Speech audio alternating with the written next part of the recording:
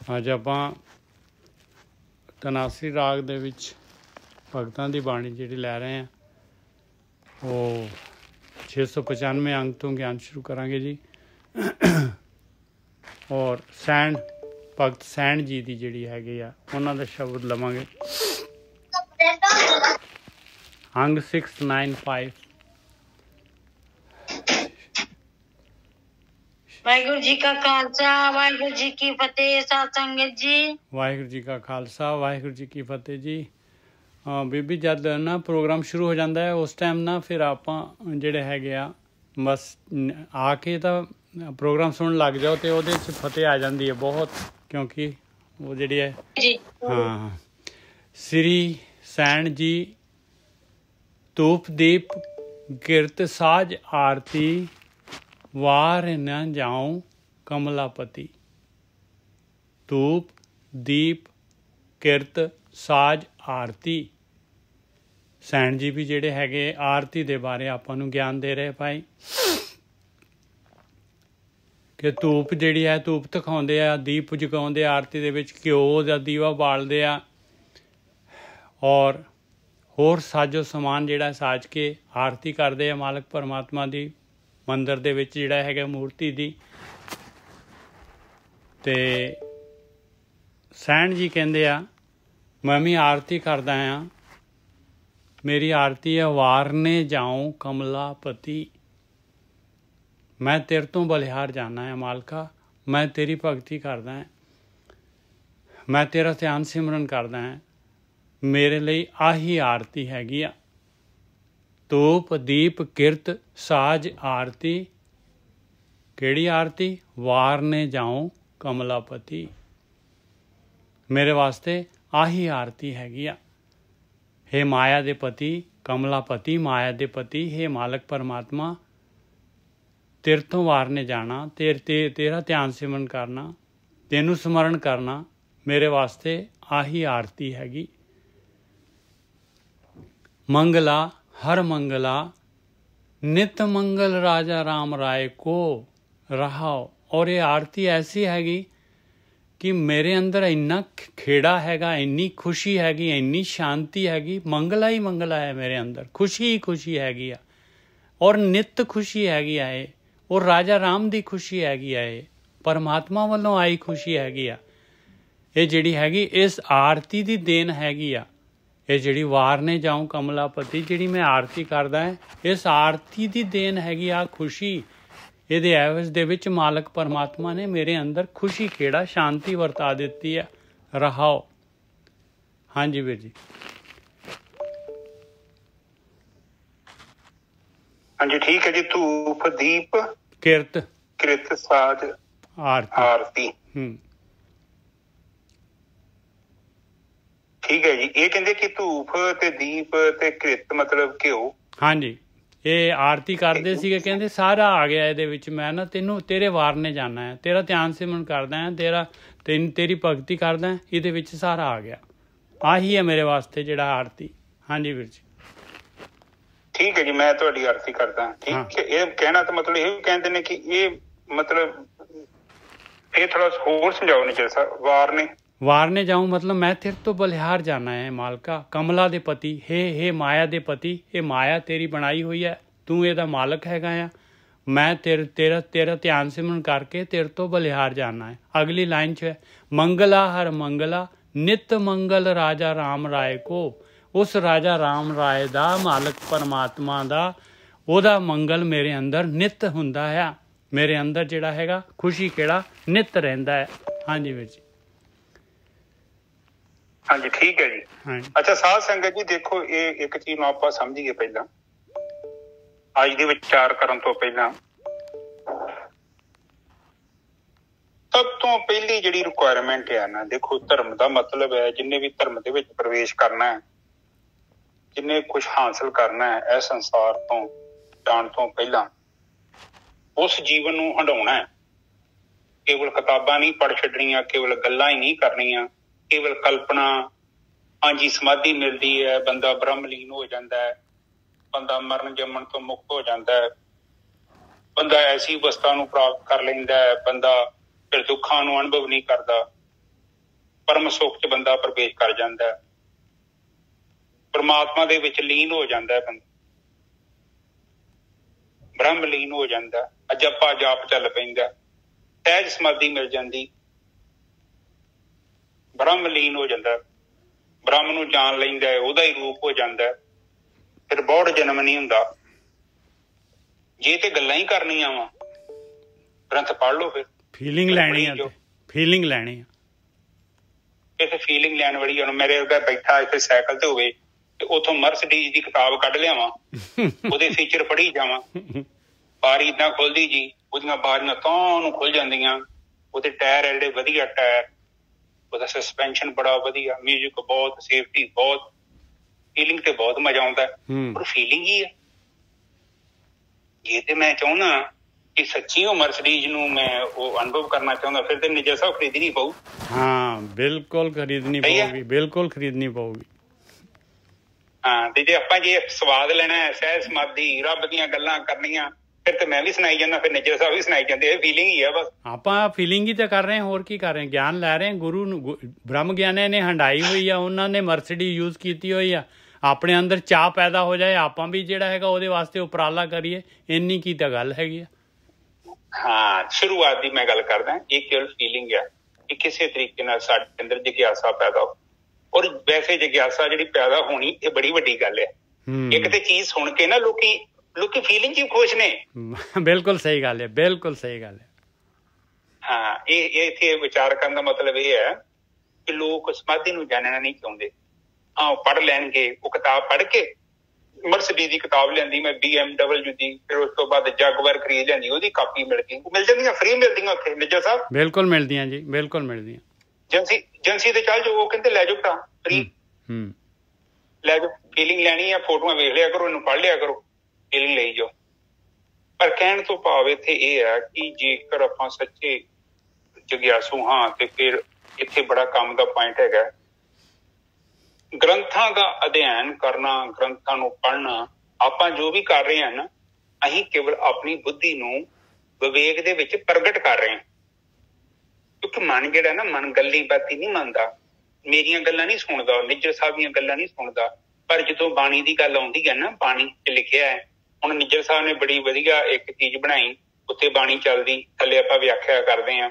ਫਿਰ ਤੁਸੀਂ ਅੱਖਾਂ ਨਾਲ ਪੜ੍ਹਦੇ, ਕੰਨਾਂ ਨਾਲ ਸੁਣਦੇ, ਇਹ ਬਹੁਤ ਗਹਿਰਾ ਜਾਂਦਾ ਹੈ ਤੁਹਾਡੇ ਮਨ ਦੇ ਅੰਦਰ। ਤੇ ਇਹ ਕੀ ਕਰਦਾ ਹੈ ਕਿ ਤੁਹਾਡੇ ਅੰਦਰ ਘਰ ਬਣਾਉਂਦਾ। ਆਪ ਜੀ ਨਾਲ ਪਹਿਲਾਂ ਵੀ ਗੱਲ ਕੀਤੀ ਕਿ ਤੁਹਾਡੇ ਅੰਦਰ ਸਰਕਟ ਬਣੇ ਹੋਏ ਨੇ, ਨਿੱਕੇ ਨਿੱਕੇ ਸਰਕਟ। ਤੁਸੀਂ ਉਸੇ ਕੰਮ ਨੂੰ ਕਰਦੇ ਜੋ ਜਿਹਦੇ ਸਰਕਟ ਬਣੇ ਹੋਏ ਨੇ, ਪਰ ਖਾਸ ਕਰਕੇ ਤੁਸੀਂ ਮੋਸਟਲੀ ਮੋਟਰ ਐਕਸ਼ਨ ਤੇ ਆਪਣਾ ਜੀਵਨ ਬਤੀਤ ਕਰਦੇ। ਆਪ ਜੋ ਵੀ ਕਰ ਰਹੇ ਹੋ ਉਹ ਕੇਵਲ ਪ੍ਰੋਗਰਾਮਿੰਗ ਹੈ, ਛੋਟੀ ਛੋਟੀ ਪ੍ਰੋਗਰਾਮਿੰਗ ਜਿਹੜੀ ਤੁਸੀਂ ਖੁਦ ਕੀਤੀ ਹੈ, ਪਰ ਤੁਹਾਨੂੰ ਕਿਸੇ ਨੇ ਮਨਾ ਨਹੀਂ ਕੀਤਾ। ਛੋਟੇ ਹੁੰਦੇ ਤੁਹਾਨੂੰ ਲਾਡਨਾ ਕਰਦੇ ਰਹੇ, ਤੁਹਾਡੇ ਮਾਂ ਪਿਓ ਕਿਹਾ ਕੋਈ ਨਹੀਂ, ਬੱਚਾ ਹੈ, ਬੱਚਾ ਹੈ, ਬੱਚਾ ਹੈ। ਇੱਕ ਸਮਾਂ ਆਇਆ ਉਹ ਇੰਨੇ ਪੱਕ ਗਏ, ਉਹ ਤੁਹਾਡੀ ਪਰਸਨੈਲਿਟੀ ਬਣ ਗਏ ਆ। ਹੁਣ ਉਹ ਪਰਸਨੈਲਿਟੀ ਬਣ ਗਏ ਆ, ਹੁਣ ਤੁਹਾਨੂੰ ਕੋਈ ਕਹਿੰਦਾ ਵੀ ਉਹ ਚੀਜ਼ ਦੇ ਬਾਰੇ ਇਹ ਚੀਜ਼ ਸਹੀ ਨਹੀਂ ਆ, ਉਦੋਂ ਤੁਹਾਨੂੰ ਗੁੱਸਾ ਆਉਂਦਾ, ਤੁਹਾਨੂੰ ਬਹੁਤ ਬੁਰਾ ਲੱਗਦਾ, ਕਿਉਂਕਿ ਅੰਦਰ ਹੰਕਾਰ ਜੁੜਿਆ ਨਾ ਨਾਲ ਕਿ ਮੈਂ ਇੱਕ 60-70 ਸਾਲ ਤੋਂ ਏਦਾਂ ਦਾ ਜੀਵਨ ਬਤੀਤ ਕਰ ਰਿਹਾ ਵਾਂ ਜਾਂ ਕਰ ਰਹੀ ਹਾਂ। ਹੁਣ ਕੱਲ ਦਾ ਸ਼ੋਕਰ ਆ ਕੇ ਮੈਨੂੰ ਕਹਿਣ ਦਿਆ ਵਾ ਏਦਾਂ ਸਹੀ ਨਹੀਂ ਆ, ਤੇ ਤੁਹਾਡਾ ਹੰਕਾਰ ਤੁਹਾਨੂੰ ਝੁਕਣ ਦੇਵੇਗਾ? ਬਿਲਕੁਲ ਨਹੀਂ, ਮਨਾ ਕਰੇਗਾ। ਉਹਨੇ ਕਹਿਣਾ ਨਾ ਉਹ ਤੂੰ ਝੁਕ ਜੇ, ਇਹਨੂੰ ਬੱਚੇ ਨੂੰ ਕੀ ਪਤਾ। ਪਰ ਗੱਲ ਤੇ ਹੈ ਕਿ ਜੇ ਬੱਚੇ ਕੋਲ ਪੁਆਇੰਟ ਹੈਗਾ, ਹੁਣ ਮੈਂ ਕੱਲ ਦੀ ਗੱਲ ਸੁਣਾਉਣਾ, ਇੱਕ ਛੋਟੀ ਜਿਹੀ ਗੱਲ ਹੈ। ਮੈਂ ਦੇਖੋ ਹੁਣ ਆਪਣੇ ਮੁੰਡੇ ਨੂੰ ਮੈਂ ਸਮਝਾਉਂਦਾ ਵਾਂ ਕਈ ਵਾਰੀ, ਤੇ ਉਹ ਹੋ ਸਕਦਾ ਮੇਰੀਆਂ ਗੱਲਾਂ ਨੂੰ ਨਾ ਸਮਝਦਾ ਹੋਵੇ। ਕੱਲ ਮੈਨੂੰ ਗੱਲ ਬੜੀ ਸੋਹਣੀ ਕਹੀ, ਪਰਸੋਂ ਕਹੀ, ਪਤਾ ਗੱਲ ਕਹੀ, ਕਹਿੰਦਾ ਪਾਪਾ ਤੁਸੀਂ ਨਾ ਅਨਹਾਈਜੀਨਿਕ ਜੋ। ਮੈਂ ਕਿਉਂ? ਕਹਿੰਦਾ ਪਾਪਾ ਤੁਸੀਂ ਇੱਥੇ ਬੈੱਡ ਤੇ ਬੈਠੇ ਸੀ, ਮੋਬਾਇਲ ਵੀ ਚੁੱਕੀ ਫਿਰਦੇ ਸੀ ਹੱਥ 'ਚ, ਔਰ ਲੈਪਟਾਪ ਵੀ ਚਲਾਇਆ, ਤੇ ਉੱਥੇ ਸੇਬ ਮੰਮੀ ਲੈ ਕੇ ਆਈ ਆ, ਤੇ ਤੁਸੀਂ ਉਂਗਲ ਨਾਲ ਫੜ ਕੇ ਖਾ ਲਿਆ। ਨਿਜਰ ਸਾਹਿਬ ਤੇ ਉਸ ਟਾਈਮ ਤੇ ਮੈਂ ਫਿਰ ਕੀਤਾ, ਮੈਂ ਕੁਛ ਨਹੀਂ ਕਿਹਾ, ਮੈਂ ਸੇਬ ਉੱਥੇ ਰੱਖਿਆ, ਮੈਂ ਹੱਥ ਧੋ ਕੇ ਫਿਰ ਖਾਧਾ। ਅਸਲ 'ਚ ਉਹਨੂੰ ਸਿਖਾਉਣ ਦਾ ਹੀ ਤਰੀਕਾ ਇਹ ਹੈ। ਫਿਰ ਮੈਂ ਖਾਧਾ ਸੇਬ, ਫਿਰ ਉਹ ਹੱਥ ਧੋ ਕੇ ਆਇਆ, ਫਿਰ ਮੈਨੂੰ ਦੱਸਿਆ ਕਿ ਮੈਂ ਪੁੱਤ ਜੇ ਤੂੰ ਵੈਲਿਡ ਪੁਆਇੰਟ ਮੈਨੂੰ ਦੱਸਿਆ ਨਾ, ਤੇ ਵੇਖ ਲੈ ਮੈਂ ਤੇਰਾ ਪੁਆਇੰਟ ਐਕਸੈਪਟ ਕੀਤਾ, ਮੈਂ ਆਪਣੀ ਈਗੋ ਨੂੰ ਵਿੱਚ ਨਹੀਂ ਲਿਆਂਦਾ ਕਿ ਮੈਂ ਵੱਡਾ ਵਾਂ, ਤੂੰ ਮੈਨੂੰ ਸਿਖਾਉਣਾ ਵਾ। ਇੱਥੇ ਮੈਂ ਵੀ ਕਹਿ ਸਕਦਾ ਨਿੱਜਰ ਸਾਹਿਬ, ਬਿਲਕੁਲ, ਪਰ ਉਹ ਸਹੀ ਨਹੀਂ ਆ, ਗਲਤ ਆ ਉਹ। ਤੋ ਇੱਥੇ ਆਪਾਂ ਹੀ ਵੇਖਣਾ ਵਾ ਕਿ ਜੀਵਨ ਦੇ ਵਿੱਚ ਜਿੱਥੇ ਆਪਾਂ ਨੂੰ ਐਡਜਸਟਮੈਂਟ ਕਰਨ ਦੀ ਲੋੜ ਹੈ, ਬਾਣੀ ਆਪਾਂ ਨੂੰ ਸਮਝਾਉਂਦੀ ਆ, ਉਹ ਸਾਡੀ ਬੁੱਧੀ ਨੂੰ ਪਤਾ ਕੀ ਕਰਦੀ ਆ, ਸਾਡੀ ਬੁੱਧੀ ਦੇ ਅੰਦਰ ਜਿਹੜਾ ਗਿਆਨ ਪੈਦਾ ਕਰਦੀ ਆ। ਤੇ ਜਿਹੜੀ ਘਟੀਆ ਬੁੱਧੀ ਆ ਉਹਦਾ ਨਾ ਵਿਵੇਕ ਚ ਕਨਵਰਟ ਕਰ ਦਿੰਦੀ। ਹਾਂਜੀ ਨਿਜਰ ਸਾਹਿਬ, ਉਹਦਾ ਨਾ ਸਰਕਿਟ ਬਣਾ ਦਿੰਦੀ ਹੈ, ਉਹਦਾ ਵੀ ਸਰਕਿਟ ਬਣਾ ਦਿੰਦੀ ਹੈ। ਸਰਕਿਟ ਹੀ ਬਣਾਉਣਾ ਹੈ ਆਪਾਂ ਨੇ ਭਗਤੀ ਦਾ। ਚੰਗੇ ਸਰਕਿਟ, ਪੁਰਾਣੇ ਸਰਕਿਟ ਹੈਗੇ ਆ, ਉਹਨਾਂ ਦੇ ਲਾਗੇ ਚੰਗੇ ਸਰਕਿਟ ਪੈਦਾ ਕਰਨੇ ਪੈਣੇ ਆਪਾਂ ਨੂੰ। ਇਹ ਤੇ ਪੁਰਾਣਾ ਕਮਜ਼ੋਰ ਹੋਵੇਗਾ, ਕਿਉਂਕਿ ਉਹ ਤੋਂ ਮਜ਼ਬੂਤ ਸਰਕਿਟ ਪੈਦਾ ਕਰਨਾ ਪਊਗਾ। ਉਹਦੇ ਲਈ ਗ੍ਰੰਥਾਂ ਦਾ ਅਧਿਐਨ ਕਰਨਾ ਪਊਗਾ, ਉਹਦੇ ਲਈ ਸੰਗਤ ਕਰਨੀ ਪਊਗੀ। ਇਹ ਨਹੀਂ ਕਿ ਹੁਣ ਮੇਰੇ ਵਰਗੇ ਨੇ ਹੁਣ ਘੰਟਾ ਐਕਸਰਸਾਈਜ਼ ਕੀਤੀ, ਹੁਣ ਉਹ ਕੀ ਕਹਿ ਰਹੇ ਨੇ, ਇੱਥੇ ਬਿਕੜੀ ਤੋਂ ਲਿਖਿਆ ਨਾ, ਇਹ ਮੰਗਲਾ ਹਰੀ ਹਰ ਮੰਗਲਾ ਨਿਤ ਮੰਗਲ ਰਾਜਾ ਰਾਮ ਰਾਏ ਕੋ ਰਾਹੋ। ਨਿਤ ਦਾ ਮਤਲਬ ਨਿਜਰ ਸਾਹਿਬ ਲਗਾਤਾਰ ਹੀ ਹੈ ਨਾ। ਹਾਂਜੀ, ਨਿਤ ਦਾ ਮਤਲਬ ਰੋਜ਼। ਹਾਂ ਰੋਜ਼। ਹਾਂ, ਹੁਣ ਇਹਦਾ ਮਤਲਬ ਪਤਾ ਕੀ ਕਹਿਣਾ ਚਾਹੁੰਦੇ ਨੇ ਉਹ ਕਹਿੰਦੇ ਨੇ, ਕੱਲ ਵੀ ਤੁਹਾਨੂੰ ਸ਼ਾਇਦ ਉਹਨਾਂ ਨੇ ਆਰਤੀ ਤੇ ਉਹਨਾਂ ਨੇ ਥੋੜਾ ਜਿਹਾ ਤੁਹਾਨੂੰ ਸਮਝਾਉਣ ਦੀ ਕੋਸ਼ਿਸ਼ ਕੀਤੀ ਹੈ ਜਾਂ ਸਾਨੂੰ ਸਮਝਾਉਣ ਦੀ ਕੋਸ਼ਿਸ਼ ਕੀਤੀ ਹੈ। ਇਹ ਭਾਸ਼ਾ ਏਦਾਂ ਹੀ ਆ, ਉਹ ਫਸਟ ਪਰਸਨ ਤੇ ਸੈਕੰਡ ਪਰਸਨ ਕਮਿਊਨੀਕੇਸ਼ਨ ਕਰਨ ਦੇ ਲਈ ਤੁਸੀਂ ਤੇ ਅਸੀਂ ਲਾਉਣਾ ਪੈਂਦਾ ਹੈ, ਤੁਹਾਨੂੰ ਜਾਂ ਮੈਨੂੰ ਕਹਿ ਲਓ। ਇੱਥੇ ਉਹ ਕਹਿ ਰਹੇ ਨੇ ਕਿ ਕੱਲ ਕਹਿੰਦੇ ਨੇ ਕਿ ਚਰਨਜੀਤ ਦੇਖ, ਇਹ ਕੋਈ ਆਰਤੀ ਦਾ ਮਸਲਾ ਨਹੀਂ ਹੈ, ਇੱਕ ਅੱਧੇ ਘੰਟੇ ਦਾ ਮਸਲਾ ਨਹੀਂ ਹੈ ਕਿ ਤੂੰ ਘੰਟਾ ਕ ਦੀਵਾ ਘੁਮਾ ਕੇ ਤੇ ਕਵੇਂ ਕਿ ਬੜਾ ਕੰਮ ਹੋ ਗਿਆ। ਇਹ ਕੋਈ ਜਿਮ ਦੀ ਐਕਸਰਸਾਈਜ਼ ਨਹੀਂ ਹੈ ਕਿ ਸਵੇਰੇ ਅੱਧਾ ਘੰਟਾ ਗਿਆ ਤੇ ਮੁੜ ਕੇ ਸਾਰਾ ਦਿਨ ਜੋ ਮਰਜ਼ੀ ਕਰੀ ਜਾ। ਇਹ ਤੇ ਕਾਰ ਚਲਾਉਣ ਵਾਂਗੂ ਆ, ਜਿੰਨਾ ਚਿਰ ਤੱਕ ਗੱਡੀ ਦੇ ਵਿੱਚ ਬੈਠਾ ਹੈ ਤੈਨੂੰ ਬੜੇ ਧਿਆਨ ਦੇ ਨਾਲ ਗੱਡੀ ਚਲਾਉਣੀ ਪੈਣੀ ਆ। ਜ਼ਿੰਦਗੀ ਦਾ ਮਤਲਬ ਬਹੁਤ ਵਧੀਆ ਜੀ, ਬਹੁਤ ਵਧੀਆ। ਹਾਂ, ਆਰਤੀ ਦਾ ਮਤਲਬ ਹੈ ਕਿ ਤੂੰ ਘੰਟਾ ਕੋ ਉੱਥੇ ਰਾਮ ਰਾਮ ਕਰਦਾ, ਸਭ ਜੱਗ ਫਿਰੇ ਤੇ ਰਾਮ ਨਾ ਖਾਇਆ ਜਾਏ। ਤੂੰ ਜਿਮ ਵਾਲਾ ਸਿਸਟਮ ਸਮਝਿਆ, ਉਹ ਨਹੀਂ ਆ। ਉਹ ਤੇ ਜਸਟ ਥੋੜੀ ਜਿਹੀ ਪ੍ਰੈਕਟਿਸ ਕਰ ਰਿਹਾ ਤੂੰ, ਪਰ ਉਹ ਤੈਨੂੰ ਚਲਾਉਣੀ ਪੈਣੀ ਆ ਕਾਰ।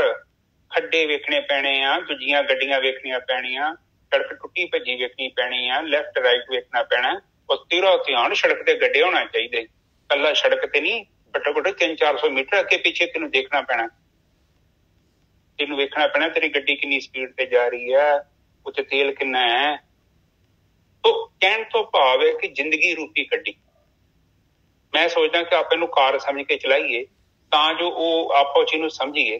ਕੱਲ ਜਿਹੜੀ ਉਹ ਆਰਤੀ ਦੀ ਗੱਲ ਕਰਦੇ ਆ, ਆਰਤੀ ਦਾ ਮਤਲਬ ਇਹੋ ਹੀ ਹੈ ਕਿ ਤੁਸੀਂ ਕੇਵਲ ਫੋਕਟ ਕਰਮ ਕਾਂਡ ਨਾ ਕਰੋ, ਅੱਧਾ ਘੰਟਾ ਆਰਤੀ ਕਰਕੇ ਮੁੜ ਕੇ ਸਾਰਾ ਦਿਨ ਠੱਗੀਆਂ ਮਾਰੀ ਜਾਓ ਤੇ ਜੋ ਮੂੰਹ ਚ ਆਇਆ ਬੋਲੀ ਗਏ।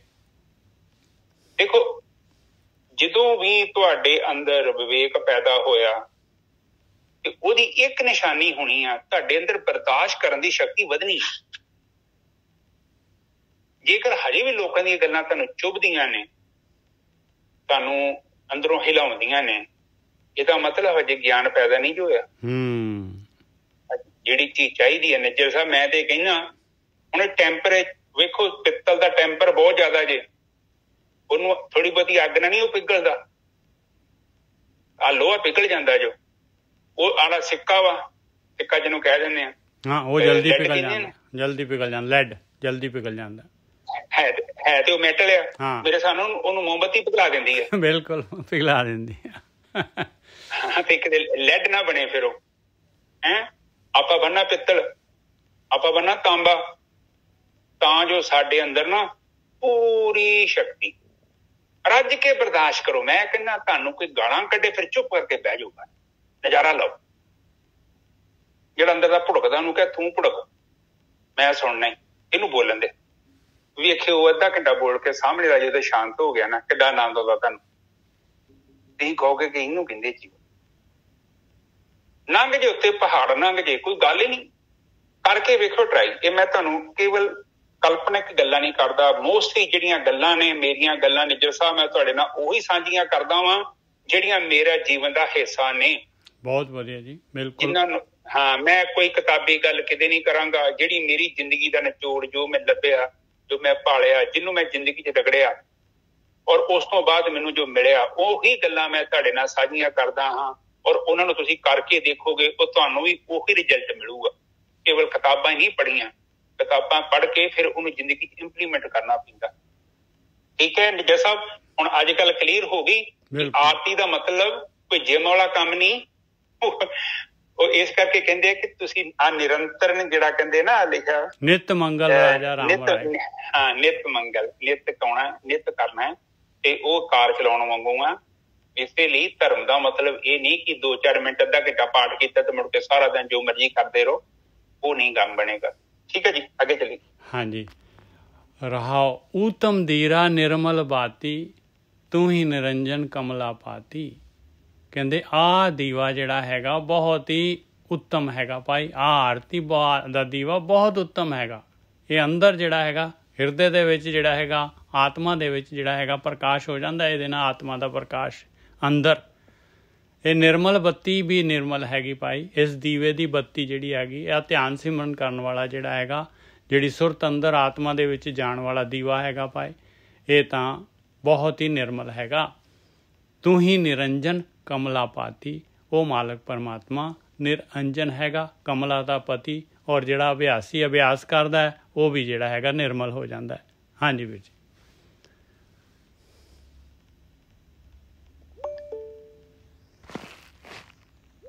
हाँ जी ठीक है जी। उत्तम दीरा निर्मल बाती। ये दीवा बहुत उत्तम हैगा। ये जिहड़ा बंदगी वाला बंदगी दे नाल जिहड़ा दीवा बलदा है अंदर ना, ये जोत कहंदे ये बहुत उत्तम है और बहुत ही निर्मल हैगी आ। और ये मालक परमात्मा दा जिहड़ा हैगा उहदे विच मालक परमात्मा दा दीवा है, उस निरंजन दा दीवा हैगा। ये कमलापति जिहड़ा हैगा वो उहदा दीवा ऐसा निर्मल जोत वाला दीवा है कि जिहड़ा कि अभ्यासी दे अंदर भी निर्मल कर दिंदा है। हाँ जी वीर जी। ठीक है जी। उत्तम दिया ते निर्मल बाती, ये की साडे अंदर शरीर की गल करते पे ने या किहदी गल करते ने? ये जिहड़ा हैगा जो भगती कर रहे हैं आपां, इहदे नाल जिहड़ा हैगा दीवा भगना है, जोत प्रकाश होना है अंदर, ओहदी गल कर रहे हैं। बिल्कुल ठीक है। हाँ ये देखो पता की है, उत्तम दीवा वो ही हुंदा वा कि देखो कहंदे आ कि विआहियां किहड़ियां ने। हाँ विआहियां ते ਉਹੀ है कि ਜਿਹੜੀਆਂ ਉਹ ਕਹਿੰਦੇ ਨੇ ਕਿ ਕਿਹੜੀਆਂ ਵਿਆਹੀਆਂ ਤੇ ਕਿਹੜੀਆਂ ਕੁਆਰੀਆਂ ਨੇ। ਕਹਿੰਦੇ ਵਿਆਹੀਆਂ ਤੇ ਉਹ ਆ ਕਿ ਜਿਨ੍ਹਾਂ ਦੇ ਅੰਦਰ ਦੀਵਾ ਜਗ ਗਿਆ ਹੈ। ਹਾਂ ਜਿਨ੍ਹਾਂ ਦੇ ਪਤੀ ਹੈਗੇ ਉਹਨਾਂ ਦੇ ਕੋਲ, ਜਿਹਦਾ ਪਤੀ ਲੱਭ ਲਿਆ ਵਾ। ਹਾਂ ਤੇ ਬਾਕੀ ਤਾਂ ਉਦਾਂ ਹੀ ਆ। ਸੰਸਾਰ ਜਿਹੜਾ ਪਤੀ ਆ ਉਹ ਪਤੀ ਦੀ ਨਹੀਂ ਗੱਲ ਕਰਦੇ। ਇਹ ਨਾ ਸੋਚ ਲੈ ਕਿ ਜਿੱਥੇ ਵਿਆਹ ਹੋ ਗਿਆ ਤੇ ਮੈਂ ਪਵਿੱਤਰ ਹੋ ਗਿਆ ਵਾਂ। ਨਹੀਂ ਉਹ ਨਹੀਂ। ਇਹ ਪਤੀ ਦੀ ਗੱਲ ਕਰਦੇ ਨੇ ਕਿ ਉੱਤਮ ਉਹ ਨੇ ਕਿ ਜਿਨ੍ਹਾਂ ਦੇ ਅੰਦਰ ਨਿਰਮਲ ਬਾਤੀ ਜਗ ਗਈ ਹੈ, ਜਿਨ੍ਹਾਂ ਦੇ ਦੀਵਾ। ਫਿਰ ਦੀਵਾ ਵੀ ਕਹਿੰਦੇ ਪਵਿੱਤਰ ਹੈ। ਜਦੋਂ ਬਾਤੀ ਜਗ, ਹੁਣ ਦੀਵਾ ਵੇਖੋ, ਦੀਵਾ ਕਿੱਡਾ ਸੋਹਣਾ ਹੋਵੇ। ਹੁਣ ਤੁਹਾਡੇ ਰੂਪ ਹੁਣ ਸੋਹਣੇ ਸੋਹਣੇ ਤੇ ਉਸੇ ਤਰ੍ਹਾਂ ਦੀਵਾ ਸੋਹਣਾ ਹੋਵੇ ਪਰ ਦੀਵਾ ਜਗਦਾ ਹੀ ਨਾ ਹੋਵੇ।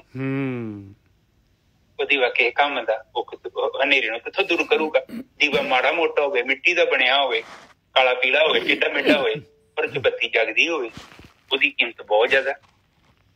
ਹੁਣ ਉਹ ਜਿਹੜਾ ਜਗਦਾ ਉੱਥੋਂ ਜਿੰਨੇ ਮਰਜ਼ੀ ਜਗਾਈ ਜਾਓ ਤੇ ਬੁਝੇ, ਭਾਵੇਂ ਕਰੋੜ ਇਕੱਠੇ ਕਰ ਲਓ, ਉਹ ਜਗੂਗਾ ਇਹਨਾਂ ਚ ਕੋਈ। ਭਾਵੇਂ ਸੋਨੇ ਲੱਗੇ ਹੋਣ, ਭਾਵੇਂ ਪੱਥਰ ਲੱਗੇ ਹੋਣ। ਪਾਣੀ ਚ ਖਾਸ ਕਰਕੇ ਮਨਾ ਕੀਤਾ ਹੈ ਕਿ ਜਿੱਥੇ ਚਮਕ ਬਹੁਤ ਜ਼ਿਆਦਾ, ਬਹੁਤ ਦੀਵੇ ਬੁਝੇ ਪਏ ਨੇ ਪਰ ਚਮਕ ਬਹੁਤ ਜ਼ਿਆਦਾ, ਡੈਕੋਰੇਸ਼ਨ ਬਹੁਤ ਜ਼ਿਆਦਾ ਹੈ, ਪਰ ਉਹ ਬੁਝੇ ਤੇ ਬੁਝੇ ਹੀ ਹੈ ਨਾ। ਦੂਜੇ ਨੂੰ ਕਿੱਥੋਂ ਜਗਾਊਗਾ ਜਿਹੜਾ ਆਪ ਬੁਝਿਆ। ਇੱਥੇ ਕਹਿ ਰਹੇ ਨੇ ਉੱਤਮ ਦੀਆ निर्मल हाँ ਉਹ ਦੀਵਾ ਉੱਤਮ ਆ ਜਿਹਦੇ ਅੰਦਰ ਨਿਰਮਲ ਬੱਤੀ ਜਿਹੜੀ ਜਗ ਗਈ ਆ, ਪ੍ਰਾਣਾ ਦੀ ਰੂਪੀ ਜਿਹੜਾ ਆਪਣਾ ਅੰਦਰ ਹੈਗੀ ਨਾ ਅਗਨ ਪ੍ਰਗਟ ਹੋ ਜਾਂਦੀ, ਜਿਹਨੂੰ ਬ੍ਰਹਮ ਅਗਨ ਕਹਿੰਦੇ ਆ। ਫਿਰ ਉਹ ਦੀਵਾ ਉੱਤਮ ਹੋ ਜਾਂਦਾ। ਤੇ ਦੇਖੋ ਸਭ ਤੋਂ ਪਹਿਲੀ ਗੱਲ ਹੈਗੀ ਬੁੱਧੀ ਦਾ ਨਿਰਮਲ ਹੋਣਾ। ਬੁੱਧੀ ਦਾ ਨਿਰਮਲ ਜਿਹੜਾ ਹੁੰਦਾ ਉਹ ਗਿਆਨ ਦੇ ਨਾਲੋਂ। ਗਿਆਨ ਦੇਖੋ ਤਿੰਨ ਮਾਰਗ ਹੈਗੇ ਨੇ, ਗਿਆਨ ਮਾਰਗ, ਭਗਤੀ ਮਾਰਗ ਤੇ ਕਰਮ ਮਾਰਗ। ਠੀਕ ਹੈ। ਸਭ ਤੋਂ ਸੌਖਾ ਹੈਗਾ ਭਗਤੀ ਮਾਰਗ। ਭਗਤੀ ਮਾਰਗ ਤੁਸੀਂ ਕਰੋਗੇ ਨਾ, ਬਹੁਤ ਸਿੰਪਲ ਹੈ, ਕਿਉਂਕਿ ਭਗਤੀ ਨੇ ਗਿਆਨ ਪੈਦਾ ਕਰ ਦੇਣਾ। ਆਟੋਮੈਟਿਕਲੀ ਭਗਤੀ ਨੇ ਪੈਦਾ ਕਰ ਦੇਣਾ। ਜਿਵੇਂ ਜਿਵੇਂ ਸਾਡਾ ਦੀਵਾ ਜਿਹੜਾ ਨਿਰਮਲ ਹੁੰਦਾ ਗਿਆ ਨਾ, ਦੀਵੇ ਦਾ ਮਤਲਬ ਹੈਗਾ ਬੁੱਧੀ, ਸਾਡੀ ਬੁੱਧੀ। ਕਿਉਂਕਿ ਬੁੱਧੀ ਮਨ ਤੋਂ ਪਹਿਲਾਂ ਹੁੰਦੀ ਹੈ। ਸਭ ਤੋਂ ਪਹਿਲਾਂ ਬੁੱਧੀ ਪੈਦਾ ਹੁੰਦੀ, ਮਨ ਬਾਅਦ ਚ ਆਉਂਦਾ। ਮਨ ਤੇ ਸਾਡਾ ਹੰਕਾਰ ਹੈ। ਜਦੋਂ ਸਾਡੀ ਕੋਈ ਗੱਲ ਨੂੰ ਅਸੀਂ ਕਰਦੇ ਹਾਂ ਨਾ, ਕਰਮ ਨੂੰ ਕਰਨਾ ਨਹੀਂ ਕਰਨਾ ਇਹ ਮਨ ਦਾ ਹੈ ਕੰਮ, ਪਰ ਫੈਸਲਾ ਕਰਨ ਦੇ ਵਿੱਚ ਬੁੱਧੀ ਮਦਦ ਕਰਦੀ ਹੈ। ਤੁਹਾਡੀ ਬੁੱਧੀ ਆਪ ਜਸਟ ਚੀਜ਼ ਨੂੰ ਨੋਟਿਸ ਕਰੋ। ਪਹਿਲਾਂ ਵੀ 3-4 ਦਿਨ ਪਹਿਲਾਂ ਆਪਾਂ ਵਿਚਾਰ ਕੀਤੀ ਸੀ ਕਿ ਜਦੋਂ ਆਪਾਂ ਘਰੇ ਬੈਠੇ ਹਾਂ ਜਾਂ ਕੰਮ ਤੇ ਗਏ ਹਾਂ, ਕਿਸੇ ਬੰਦੇ ਨੇ ਕੋਈ ਗੱਲ ਕਹਿਤੀ ਸਾਨੂੰ, ਪਹਿਲਾ ਵਿਚਾਰ ਆਉਂਦਾ ਹੈ ਉਸ ਬੰਦੇ ਨੂੰ ਜਵਾਬ ਦੇ ਦਿੱਤਾ ਜਾਵੇ ਇੱਕ ਛਣ। ਦੂਜਾ ਤਰੀਕਾ ਇਹ ਆ ਕਿ ਜੇ ਉਹਨੇ ਸ਼ਬਦ ਸਖਤ ਲਫ਼ਜ਼ ਵਰਤੇ ਹੋਣ, ਤੁਸੀਂ ਵੇਖਿਆ ਨਾ ਲੋਕੀ ਹੱਥ ਵੀ ਚੁੱਕ ਦਿੰਦੇ। ਚਪੇੜ ਚੁਪੜੀ ਮਾਰ ਦਿੰਦੇ। ਇੱਕ ਹੋਰ ਵੀ ਤਰੀਕਾ ਹੈ, ਉਹ ਕਹਿੰਦਾ ਛੱਡ ਖੜਾ ਯਾਰ, ਇਹਦੇ ਨਾਲ ਕਾਹਨੂੰ ਉਲਝਣਾ, ਪਾਣੀ ਤੇ ਕਹਿੰਦੀ ਮੂਰਖ ਨਾਲ ਲੁੱਝੀਏ। ਉਹ ਬੰਦਾ ਉਹ ਲੁੱਝਦਾ ਹੀ ਨਹੀਂ, ਕਹਿੰਦਾ ਹੀ ਨਹੀਂ।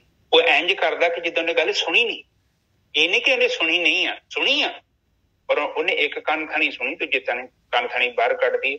ਉਹ ਕਹਿੰਦਾ ਇਹ ਤੇ ਮੂਰਖ ਹੋ ਗਿਆ, ਇਹਦੇ ਕਰਕੇ ਮੈਂ ਆਪਣਾ ਦਿਨ ਥੋੜੀ ਖਰਾਬ ਕਰ ਲੈਣਾ। ਇਹ ਤੇ 50 ਵਾਰੀ ਦਿਨ ਚ ਏਦਾਂ ਫਾਲਤੂ ਬੋਲਦਾ ਹੈ ਤੇ ਕੀ 50 ਵਾਰੀ ਇਹਦੇ ਨਾਲ ਮੈਂ ਲੜਾਂਗਾ? ਔਰ 10-15 ਸਾਲ ਤੇ ਮੈਨੂੰ ਪਹਿਲਾਂ ਹੋ ਗਏ ਆ। ਜੇ ਪਹਿਲਾਂ ਨਹੀਂ ਇਹ ਸੁਧਰਿਆ ਤੇ ਹੁਣ ਮੈਂ ਆਪਣਾ ਕਿਉਂ ਸਿਰ ਖਰਾਬ ਕਰਾਂ? ਠੀਕ ਹੈ ਜੀ ਸਾਹਿਬ, ਬਿਲਕੁਲ। ਕਿਉਂ ਨਾ ਮੈਂ ਚੁੱਪ ਰਹਿ ਕੇ ਵੇਖਾਂ। ਆਪਣੀ ਪੰਜਾਬੀ ਕਹਾਵਤ ਹੈਗੀ ਆ, ਇੱਕ ਚੁੱਪ ਤੇ 100 ਸੁੱਖ। ਚੁੱਪ ਹੋਣਾ ਬੜੀ ਵੱਡੀ ਗੱਲ ਹੈ, ਪਰ ਚੁੱਪ ਉਹ ਹੁੰਦਾ ਵਾ ਜਿਹਦੇ ਅੰਦਰ ਬੁੱਧੀ ਹੈ, ਜਿਹਦੇ ਅੰਦਰ ਗੱਲ ਨੂੰ ਹਜਮ ਕਰ ਜੇ, ਜਿਹਦਾ ਪਾਚਨ ਤੰਤਰ ਨੇ ਸਭ ਚੰਗਾ। ਹਾਂ, ਜਿਹਦੇ ਅੰਦਰ ਪਾਵਰ ਹੈਗੀ ਆ, ਜਿਹਦੇ ਅੰਦਰ ਕੁਛ ਹੈਗਾ ਆ ਭਾਈ, ਜਿਹਦੀ ਬੁੱਧੀ ਹੈਗੀ ਆ। ਉਹ ਕਹਿੰਦੀ ਕਿ ਨਾ ਇਹ ਪੰਗੇ ਲੈ ਬੰਦੇ ਨਾਲ, ਇਹ ਤੇ ਸੁੱਤਾ ਬੰਦਾ ਬੇਹੋਸ਼ ਆ, ਉਹੀ ਤੇ ਫਾਲਤੂ ਬੋਲਦਾ। ਹੋਸ਼ ਵਾਲਾ ਕੋ ਬੋਲਦਾ, ਹੋਸ਼ ਵਾਲੇ ਬੰਦੇ ਨੂੰ ਤਾਂ ਬੋਲਣਾ ਕਿ ਉਹ ਤੇ ਚੁੱਪ ਹੋ ਜਾਂਦਾ, ਉਹ ਨੀ ਕੁਛ ਬੋਲਦਾ। ਜਿੰਨਾ ਬੰਦਾ ਸੁੱਤਾ, ਜਿੰਨਾ ਬੰਦਾ ਬੇਹੋਸ਼, ਉਹਨਾਂ ਜ਼ਿਆਦਾ ਬੰਦਾ ਟੈਂ ਟੈਂ ਕਰਦਾ ਜੇ, ਬਾਰ-ਬਾਰ ਸਿੰਘ ਅੜਾਉਂਦਾ, ਬਾਰ-ਬਾਰ ਇੱਧਰ ਦੀਆਂ ਗੱਲਾਂ ਕਰਦਾ। ਇਹਦਾ ਮਤਲਬ ਕਿ ਬਹੁਤ ਉਹ ਬੰਦਾ ਵਿਚਾਰਾਂ ਚ ਬਹੁਤ ਸੁੱਤਾ, ਬਹੁਤ ਅੱਗੇ ਜਾਂ ਪਿੱਛੇ ਹੈ, ਉਹਨੂੰ ਹੋਸ਼ ਹੀ ਨਹੀਂ ਹੈਗੀ ਵਿਚਾਰੇ ਨੂੰ। ਹੋਸ਼ ਹੋਵੇ ਤੇ ਇਹ ਜਿਹੀ ਗੱਲ ਹੀ ਨਾ ਕਰੇ। ਠੀਕ ਹੈ ਜੀ। ਉਹ ਉੱਤਮ ਬਾਤੀ ਹੈ। ਸਭ ਤੋਂ ਪਹਿਲਾਂ ਕਿ ਬੁੱਧੀ ਨੇ ਨਿਰਮਲ ਹੋਣਾ, ਇਹ ਪਹਿਲੀ ਰਿਕੁਆਇਰਮੈਂਟ ਧਾਰਮਿਕ ਹੋਣ ਦੇ ਲਈ। ਇਸ ਲਈ ਬਾਰ-ਬਾਰ ਸੰਗਤ ਕਰਨ ਲਈ ਕਿਹਾ। ਸਾਰੇ ਗ੍ਰੰਥਾਂ ਨੂੰ ਪੜ੍ਹ ਕੇ ਦੇਖੋ, ਉੱਥੇ ਬਾਰ-ਬਾਰ ਤੁਹਾਨੂੰ ਕਹਿਣਾ ਸੰਗਤ ਕਰੋ, ਸੰਗਤ ਕਰੋ। ਸੰਗਤ ਕੀ ਆ? ਜਿੱਦਾਂ ਇੱਕ ਬਾਲਟੀ ਚ ਗੰਦਾ ਪਾਣੀ ਹੈ ਤੇ ਟੂਟੀ ਛੱਡ ਦੋ, ਟੂਟੀ ਚਾਲੂ ਕਰ ਦੋ, ਨਿਰਮਲ ਧਾਰਾ ਚ ਪ੍ਰਵੇਸ਼ ਹੁੰਦੀ ਜਾਵੇਗੀ ਤੇ ਗੰਦਾ ਪਾਣੀ ਉਹਦੇ ਨਾਲ ਲੱਗ ਲੱਗ ਕੇ ਬਾਹਰ ਆ ਜਾਏਗਾ। ਤੁਹਾਨੂੰ ਪਤਾ ਵੀ ਨਹੀਂ ਲੱਗੇਗਾ ਤੁਹਾਡੀ ਬੁੱਧੀ ਕਦੋਂ ਬਦਲ ਜਾਏਗੀ, ਨਿਰਮਲ ਹੋ ਜਾਏਗੀ। ਉਹਦੇ ਲਈ ਸਭ ਤੋਂ ਬੈਸਟ ਤਰੀਕਾ ਹੈਗਾ ਗ੍ਰੰਥਾਂ ਦੇ ਵਿੱਚ ਲਿਖਿਆ ਗਿਆਨ ਹਾਸਲ ਕੀਤਾ ਜਾਵੇ, ਉਹਨੂੰ ਵਿਚਾਰਿਆ ਜਾਵੇ ਲਿਖਿਆ ਕੀ ਹੈ।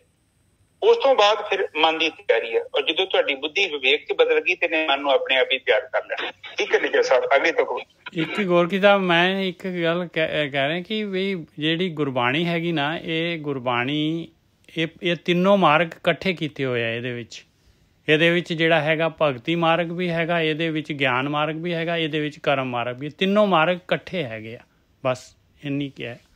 ਹਾਂਜੀ ਹਾਂਜੀ ਨਿਜਰ ਸਾਹਿਬ, ਪਤਾ ਕੀ ਹੈ? ਹਾਂਜੀ ਹਾਂਜੀ, ਜਿਹੜੀ ਬਾਣੀ ਹੁੰਦੀ ਹੈ ਨਾ, ਬਾਣੀ ਦਾ ਮਤਲਬ ਹੈ ਕਿ ਇਹਨਾਂ ਆਤਮਾ ਦੀ ਗੱਲ ਕਰਨੀ ਹੈ ਸਿੱਧੀ। ਹਾਂ, ਕਿਉਂਕਿ ਉਹ ਬਾਣੀ ਜਦੋਂ ਆਤਮਾ ਦੀ ਗੱਲ ਚੱਲਣੀ ਆ ਤੇ ਨਿਜਰ ਸਾਹਿਬ ਉਹਨਾਂ ਤਿੰਨਾਂ ਨੂੰ ਇਕੱਠੇ ਲੈ ਕੇ ਹੀ ਚੱਲਣਾ ਉਹਨਾਂ ਨੇ। ਬਿਲਕੁਲ, ਹਾਂਜੀ ਹਾਂ, ਕਿਉਂਕਿ ਉਹਨਾਂ ਨੇ ਉਹ ਅਵਸਥਾ ਪ੍ਰਾਪਤ ਕੀਤੀ ਹੈ, ਫਿਰ ਉਸ ਅਵਸਥਾ ਚ ਸਾਨੂੰ ਗਾਈਡ ਕਰ ਰਹੇ ਨੇ। ਇੱਕ ਤੇ ਬੰਦਾ ਇੱਧਰ ਖਲੋਤਾ ਵਾ, ਹੁਣ ਮੈਂ ਤੇ ਨਹਿਰ ਤੇ ਇੱਧਰ ਖਲੋਤਾ ਵਾਂ ਤੇ ਮੈਂ ਗੱਲ ਦੂਜੇ ਕਿਨਾਰੇ ਦੀ ਕਰਾਂ ਤੇ ਉਹ ਗੱਲ ਸਹੀ ਨਹੀਂ ਆ। ਹੁਣ ਜਿਹੜਾ ਬੰਦਾ ਉੱਧਰ ਗਿਆ ਤੇ ਉੱਥੇ ਜਾਣ ਤੋਂ ਬਾਅਦ ਜੋ ਉਹਨੇ ਅਨੁਭਵ ਕੀਤਾ ਹੈ ਉਹ ਸਾਨੂੰ ਦੱਸ ਰਿਹਾ ਕਿ ਬਈ ਆਹ ਚੀਜ਼ਾਂ ਮੇਰੇ ਨਾਲ ਹੋਈਆਂ। ਜਿਹੜੇ ਬੰਦੇ ਨੇ ਪੇਪਰ ਦਿੱਤਾ ਹੈ, ਬਿਲਕੁਲ, ਹੁਣ ਉਹਦੀਆਂ ਇੰਸਟਰਕਸ਼ਨਾਂ ਜਿਹੜੀਆਂ ਪੜ੍ਹਨੀਆਂ ਜ਼ਿਆਦੀਆਂ ਇੰਪੋਰਟੈਂਟ ਨੇ। ਜਿਹੜਾ ਬੰਦਾ ਖਲੋਤਾ ਹੀ ਇੱਧਰ ਆ ਤੇ ਸਾਨੂੰ ਕਹੀ ਜਾਂਦਾ ਤੁਸੀਂ ਉੱਧਰ ਪਹੁੰਚ ਜਾਓਗੇ, ਤੁਸੀਂ ਜੰਨਤ ਚੱਲ ਜਾਓਗੇ, ਤੁਸੀਂ ਸਵਰਗ ਚੱਲ ਜਾਓਗੇ, ਉਹ ਕਿਹੋ ਜਿਹੀ ਗੱਲ ਹੋਊਗੀ ਤੇ ਕਿੰਨੀ ਕੁ ਪਾਵਰਫੁਲ ਹੋਊਗੀ। ਉਹ ਸਾਨੂੰ ਵਿਚਾਰ ਕਰਨ ਦੀ ਲੋੜ ਆ।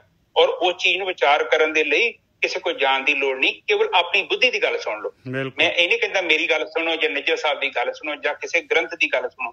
ਆਪ ਪਲੀਜ਼ ਆਪਣੇ ਅੰਤਰ ਧਿਆਨ ਮਾਰੋ, 2 ਮਿੰਟ ਸੋਚੋ ਕਿ ਉਹ ਜਿਹੜਾ ਸਾਹਮਣੇ ਬਾਬਾ ਤੁਹਾਨੂੰ ਗੱਲਾਂ ਸਮਝਾ ਰਿਹਾ ਉਹ ਸੱਚੀ ਸਹੀ ਹੈ ਜਾਂ ਗਲਤ ਨੇ। ਉਹਨੂੰ ਮਨ ਨੂੰ ਮਾੜੋ ਨਾ, ਵਿਚਾਰੇ ਨੂੰ ਆਪਣੀ ਬੁੱਧੀ ਨੂੰ ਫੈਸਲਾ ਕਰਨ ਦਿਓ ਕਿ ਸੱਚੀ ਉਹ ਸਹੀ ਕਹਿ ਰਿਹਾ ਜੋ ਗੱਲਾਂ ਕਹਿ ਰਿਹਾ। ਤੁਹਾਡੇ ਮਨ ਨੇ ਕਹਿਣਾ ਝੂਠ ਮਾਰਦਾ, ਪਰ ਨਹੀਂ, ਤੁਸੀਂ ਉਹਦੀ ਸੁਣਦੇ ਹੀ ਨਹੀਂ। ਤੁਸੀਂ ਬੁੱਧੀ ਦੇ ਨਾਲ ਉਹਨੂੰ ਕਨਵਿੰਸ ਕਰਾ ਦਿੰਦੇ ਜੋ ਸ਼ਰਧਾ ਨਹੀਂ ਬਾਬਾ ਜੀ ਅੱਗੇ ਏਦਾਂ ਨਾ ਬੋਲੀ, ਉਹ ਅੰਦਰ ਝੁਕਦਾ ਹੀ ਨਹੀਂ ਹੈ, ਪਰ ਤੁਸੀਂ ਜ਼ਬਰਦਸਤੀ ਸਿਰ ਝੁਕਾਈ ਜਾਂਦੇ ਜੋ, ਇਸੇ ਕਰਕੇ ਮਨ ਉੱਥੇ ਪਹੁੰਚ ਜਾਣਾ। ਹਾਂਜੀ ਅੱਗੇ ਚਲੀ। ਹਾਂਜੀ, ਰਾਮਾ ਭਗਤ ਰਾਮਾਨੰਦ ਜਾਣੈ। ਕਹਿੰਦੇ ਭਗਤੀ ਐਸੀ ਚੀਜ਼ ਆ ਭਾਈ ਰਾਮ ਦੀ ਕਿ ਉਸ ਰਾਮ ਆਨੰਦ ਨੂੰ ਰਾਮ ਜਿਹੜਾ ਪਰਮਾਨੰਦ ਹੈਗਾ, ਪਰਮ ਆਨੰਦ ਹੈਗਾ ਰਾਮ, ਕਹਿੰਦੇ ਉਹਦੇ ਤੱਕ ਪਹੁੰਚਾ ਦਿੰਦੀ ਹੈ। ਉਹ ਪ੍ਰਗਟ ਹੋ ਜਾਂਦਾ ਹੈ ਇਸ ਭਗਤੀ ਦੇ ਨਾਲ। ਰਾਮਾ ਭਗਤ ਰਾਮਾਨੰਦ ਜਾਣੈ। ਜਿਹੜਾ ਪਰਮੇਸ਼ਰ ਦੀ ਭਗਤੀ ਕਰਦਾ ਹੈ ਉਹ ਪਰਮੇਸ਼ਰ ਉਹਦੇ ਅੰਦਰ ਪ੍ਰਗਟ ਹੋ ਜਾਂਦਾ ਹੈ, ਜਾਣ ਲੈਂਦਾ ਹੈ ਉਹ ਮਾਲਕ ਪਰਮਾਤਮਾ ਨੂੰ। ਪੂਰਨ ਪਰਮਾਨੰਦ ਵਖਾਨਾ ਹੈ। ਉਹ ਕੀ ਕਰਦਾ ਹੈ? ਉਹ ਕਹਿੰਦੇ ਉਹ ਪੂਰਨ ਪਰਮਾਨੰਦ ਜਿਹੜਾ ਹੈਗਾ, ਪਰਮ ਆਨੰਦ, ਉਸ ਮਾਲਕ ਪਰਮਾਤਮਾ ਨੂੰ ਉਹਨੂੰ ਵਿਖਾਣਦਾ ਹੈ ਭਾਈ, ਉਹਦੀ ਭਗਤੀ ਕਰਦਾ ਹੈ। ਹਾਂਜੀ ਵੀਰ ਜੀ। ਅੱਛਾ ਰਾਮਾ ਭਗਤ ਭਗਤ ਤੱਤੇ ਦੀ ਸਿਹਾਰੀ ਜਿੱਥੇ ਆਉਂਦੀ ਹੈ ਉਹ ਭਗਤੀ ਹੁੰਦਾ ਹੈ। ਜੇ ਭਗਤ ਆਊਗਾ ਜਿਹੜਾ ਭਗਤੀ ਕਰਨ ਵਾਲਾ ਤੇ ਤੱਤਾ ਮੁਕਤਾ ਆਊਗਾ ਜਾਂ ਤੱਤੇ ਨੂੰ ਔਂਕੜ ਆਏਗੀ। ਇੱਥੇ ਤੱਤੇ ਨੂੰ ਸਿਹਾਰੀ ਆ। ਰਾਮਾ ਭਗਤ ਕਹਿੰਦੇ ਰਾਮ ਦੀ ਭਗਤੀ ਦੇ ਦੁਆਰਾ ਰਾਮਾਨੰਦ ਜਾਣੇ। ਰਾਮ ਜਿਹੜਾ ਆਨੰਦ ਦਾ ਸੋਮਾ ਹੈ ਉਹਨੂੰ ਜਾਣਿਆ ਜਾ ਸਕਦਾ ਹੈ ਭਾਈ, ਉਹਦਾ ਮਿਲਾਪ ਹੋ ਸਕਦਾ ਹੈ। ਹਾਂਜੀ ਵੀਰ ਜੀ।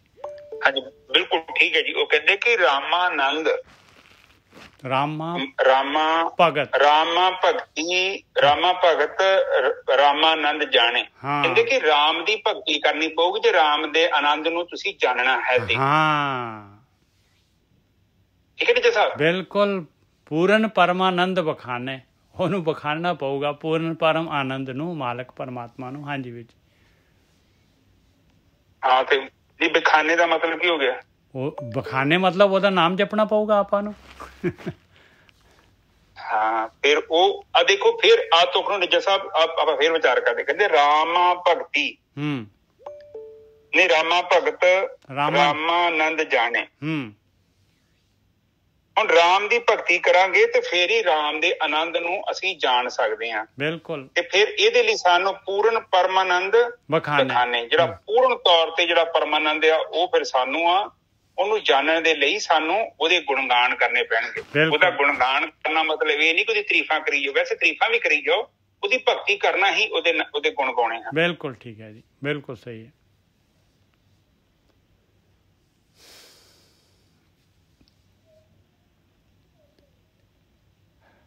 ਹਾਂਜੀ ਵੀਰ ਜੀ ਬੰਦ ਹੋ ਗਿਆ ਤੁਹਾਡਾ? ਹਾਂਜੀ ਨਿੱਜਾ ਸਾਹਿਬ ਉਹ ਮੈਡਮ ਆ ਗਈ ਤੇ ਆਪ ਕਰੋ, ਕੋਈ ਗੱਲ ਨਹੀਂ, ਅੱਗੇ ਚਲੋ। ਮਦਨ ਮੂਰਤ ਪਹਿ ਤਾਰ ਗੋਬਿੰਦੇ। ਕਹਿੰਦੇ ਉਹ ਮਾਲਕ ਪਰਮਾਤਮਾ ਜਿਹੜਾ ਹੈਗਾ ਸੂਖਸ਼ਮ ਜਿਹੜਾ ਹੈਗਾ ਉਹ ਜਿਹੜਾ ਹੈਗਾ ਜਿਹਦੀ ਰੂਪ ਨਾ ਰੇਖ ਨਾ ਰੰਗ ਕਿਸ ਤ੍ਰੈ ਗੁਣ ਤੇ ਪ੍ਰਭ ਭਿੰਨ। ਕਹਿੰਦੇ ਪ੍ਰਭ ਭਿੰਨ ਤਾਂ ਹੈਗਾ 3 ਗੁਣਾਂ ਤੇ, ਪਰ ਹੈ ਤਾਂ ਸਹੀ। ਕਹਿੰਦੇ ਉਹਦੀ ਮੂਰਤੀ ਜਿਹੜੀ ਹੈਗੀ ਬਹੁਤ ਹੀ ਮਸਤੀ ਵਾਲੀ ਹੈਗੀ ਆ ਭਾਈ। ਉਹ ਮਾਲਕ ਪਰਮਾਤਮਾ ਦੀ ਜੋਤ ਬਹੁਤ ਮਸਤੀ ਵਾਲੀ ਹੈ। ਮਦਨ ਮੂਰਤ, ਮਦਨ ਕਹਿੰਦੇ ਮਸਤ ਕਰ ਦਿੰਦੀ ਆ। ਮਦਨ ਮੂਰਤ ਭੈ ਤਾਰ ਗੋਬਿੰਦੇ। ਕਹਿੰਦੇ ਭੈ ਤੋਂ ਮਾਲਕ ਪਰਮਾਤਮਾ ਜਿਹੜਾ ਸੰਸਾਰ ਸਮੁੰਦਰ ਤੋਂ ਪਾਰ ਲੰਘਾ ਦਿੰਦਾ ਹੈ। ਮਦਨ ਮੂਰਤ ਭੈ ਤਾਰ ਗੋਬਿੰਦੇ ਸੈਣ ਭਣੇ ਭਜ ਪਰਮਾਨੰਦੇ। ਸੈਣ ਜੀ ਕਹਿ ਰਿਹਾ ਹੇ ਮੇਰੇ ਮਨਾ ਅਵੇਸਲਾ ਨਾ ਹੋ, ਉਹਦਾ ਭਜਨ ਕਰ ਉਸ ਮਾਲਕ ਪਰਮਾਤਮਾ ਦਾ। ਓਹੋ ਜੀ ਇਹ ਕਿਹੜੇ ਆ ਗਏ? ਇਹ ਤਾਂ ਬੜੀ ਜ਼ਬਰਦਸਤ ਐਂਟਰੀ ਹੋ ਗਈ ਹੈ, ਬਹੁਤ ਜ਼ਬਰਦਸਤ ਐਂਟਰੀ ਹੋਈ ਹੈ ਕਿਸੇ ਦੀ ਜੀ। ਰੁਪਿੰਦਰ ਕੌਰ ਜੀ ਤੁਸੀਂ ਬਹੁਤ ਜ਼ਬਰਦਸਤ ਐਂਟਰੀ ਕੀਤੀ ਹੈ। ਮਦਨ ਮੂਰਤ ਭੈ ਤਾਰ ਗੋਬਿੰਦੇ ਸੈਣ ਭਣੇ ਭਜ ਪਰਮਾਨੰਦੇ। ਕਹਿੰਦੇ ਉਹ ਮਾਲਕ ਪਰਮਾਤਮਾ ਜਿਹੜਾ ਹੈਗਾ ਉਹ ਬਹੁਤ ਹੀ ਉਹਦੀ ਮੂਰਤ, ਉਹ ਮਾਲਕ ਪਰਮਾਤਮਾ ਦੀ ਜੋਤ ਬਹੁਤ ਹੀ ਮਸਤੀ ਦੇਣ ਵਾਲੀ ਹੈਗੀ ਆ ਔਰ ਇਹ ਸੰਸਾਰ ਸਮੁੰਦਰ ਤੋਂ ਪਾਰ ਲੰਘਾਉਣ ਵਾਲੀ ਹੈ। ਭੈ ਤਾਰ ਗੋਬਿੰਦੇ, ਉਸ ਗੋਬਿੰਦੀ ਉਸ ਮਾਲਕ ਦੀ। ਇਸ ਕਰਕੇ ਸੈਣ ਭਣੈ ਭਜ ਪਰਮਾਨੰਦੇ। ਸੈਣ ਜੀ ਕਹਿ ਰਹੇ ਮੈਂ ਆਪਣੇ ਮਨ ਨੂੰ ਕਹਿਣਾ ਹੈ ਹੇ ਮੇਰੇ ਮਨਾ ਉਸ ਪਰਮ ਆਨੰਦ ਮਾਲਕ ਪਰਮਾਤਮਾ ਦਾ ਭਜਨ ਕਰ, ਦੇਰੀ ਨਾ ਕਰ। ਹਾਂਜੀ ਵੀਰ ਜੀ।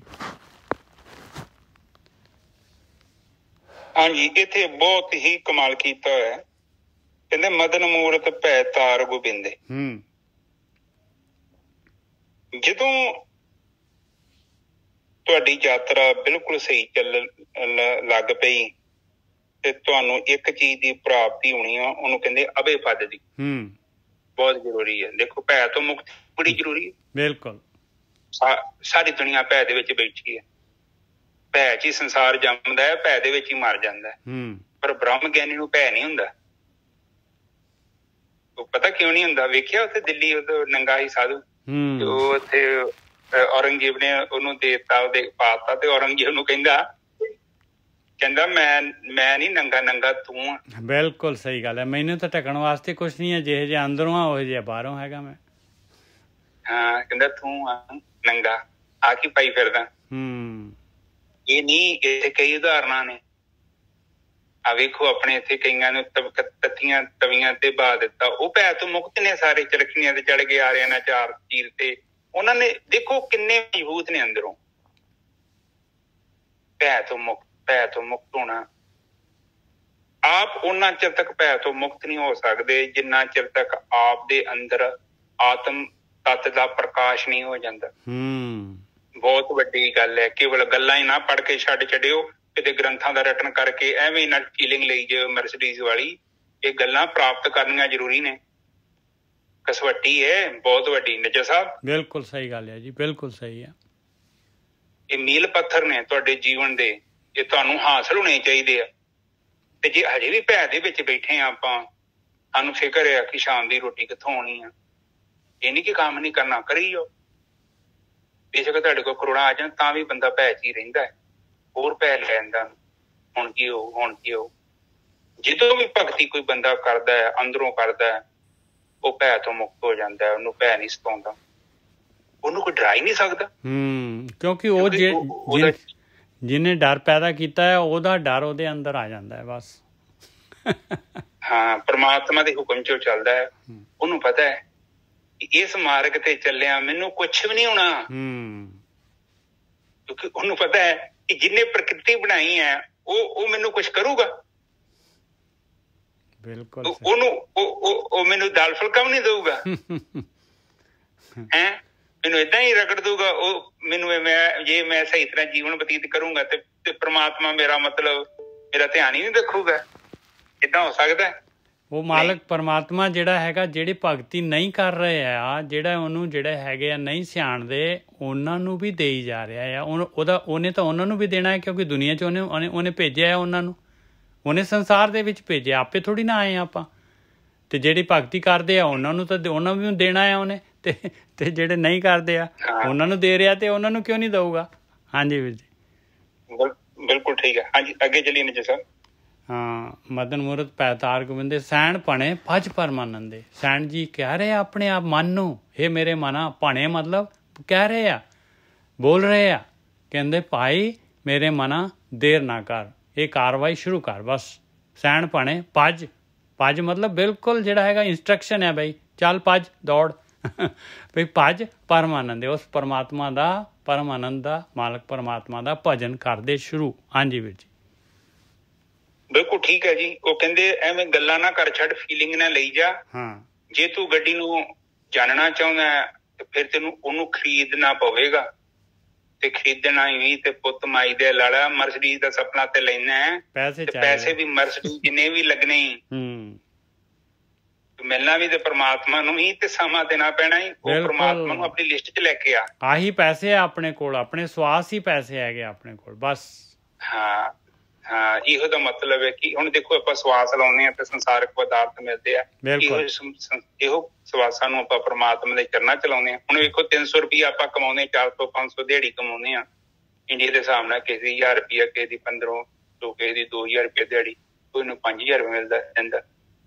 ਤੇ ਉਹਦੇ ਆਪਣੇ ਸਵਾਸ ਹੈ, ਉਹਨੇ ਲਾਉਣੇ ਆ। ਠੀਕ ਹੈ, ਇਸੇ ਹੀ ਤਰ੍ਹਾਂ ਪਰਮਾਤਮਾ ਨੂੰ ਵੀ ਜਿੰਨੇ ਜਾਣਨਾ ਹੈ ਉਹਨੂੰ ਆਪਣੇ ਜੀਵਨ ਦੇ ਵਿੱਚੋਂ ਕੁਝ ਦੇਣਾ ਪਵੇਗਾ। ਫ੍ਰੀ ਤੇ ਕੁਛ ਵੀ ਨਹੀਂ ਮਿਲਦਾ। ਬਿਲਕੁਲ, ਪਰਮਾਤਮਾ ਵੀ ਨਹੀਂ ਫ੍ਰੀ ਮਿਲੇਗਾ।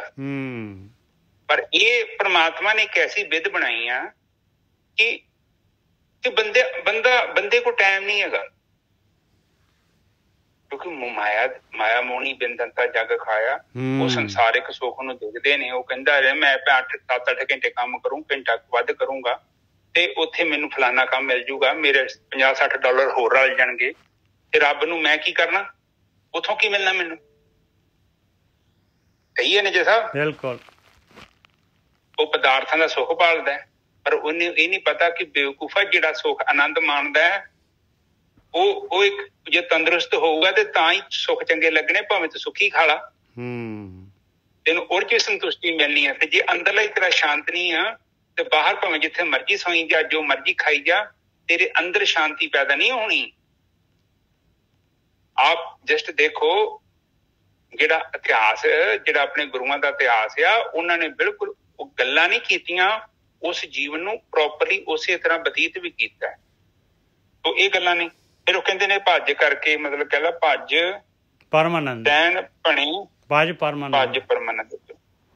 ਤੂੰ ਪਰਮਾਤਮਾ ਦੀ ਭਗਤੀ ਕਰ ਤੇ ਉਹਨੂੰ ਆਪਣੇ ਜੀਵਨ ਚ ਲੈ ਕੇ ਆ, ਔਰ ਪੂਰੀ ਕੋਸ਼ਿਸ਼ ਕਰ। ਤੈਨੂੰ ਜ਼ੋਰ ਲਾਉਣਾ ਪੈਣਾ, ਕਿਉਂਕਿ ਪਹਾੜ ਤੋਂ ਥੱਲੇ ਨਹੀਂ ਜਾ ਰਹੇ ਆਪਾਂ। ਹੁਣ ਪਹਾੜ ਤੋਂ ਉੱਪਰ ਚੜ੍ਹਨਾ ਹੈ ਤੇ ਪਹਿਲੀ ਗੱਲ ਤੇ ਤੂੰ ਹੁਣ ਇੱਕ ਮੇਰੀ ਆਪ ਜੀ ਨੂੰ ਸਾਧ ਦੀ ਸੰਗਤ ਜੀ ਕੋਸ਼ਿਸ਼ ਕਰੋ ਸੋਚਣ ਦੀ।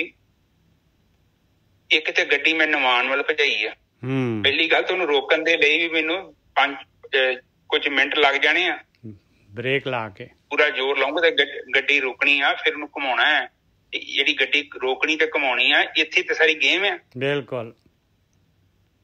ਇੱਥੇ ਫਿਰ ਅੱਧੇ ਕੀ ਕਰਦੇ ਆ, ਅੱਧੇ 5-6 ਦਿਨ ਆਉਂਦੇ ਤੇ ਬੜੇ ਚਾਵਾਂ ਦੇ ਨਾਲ ਚਲੋ ਆਤਮ ਤੱਤ ਹੀ ਮਿਲ ਜੂਗਾ, ਜਾਂਦੇ ਆ ਇਹ ਵੀ ਝਾੜ ਲੈਂਦੇ ਆ।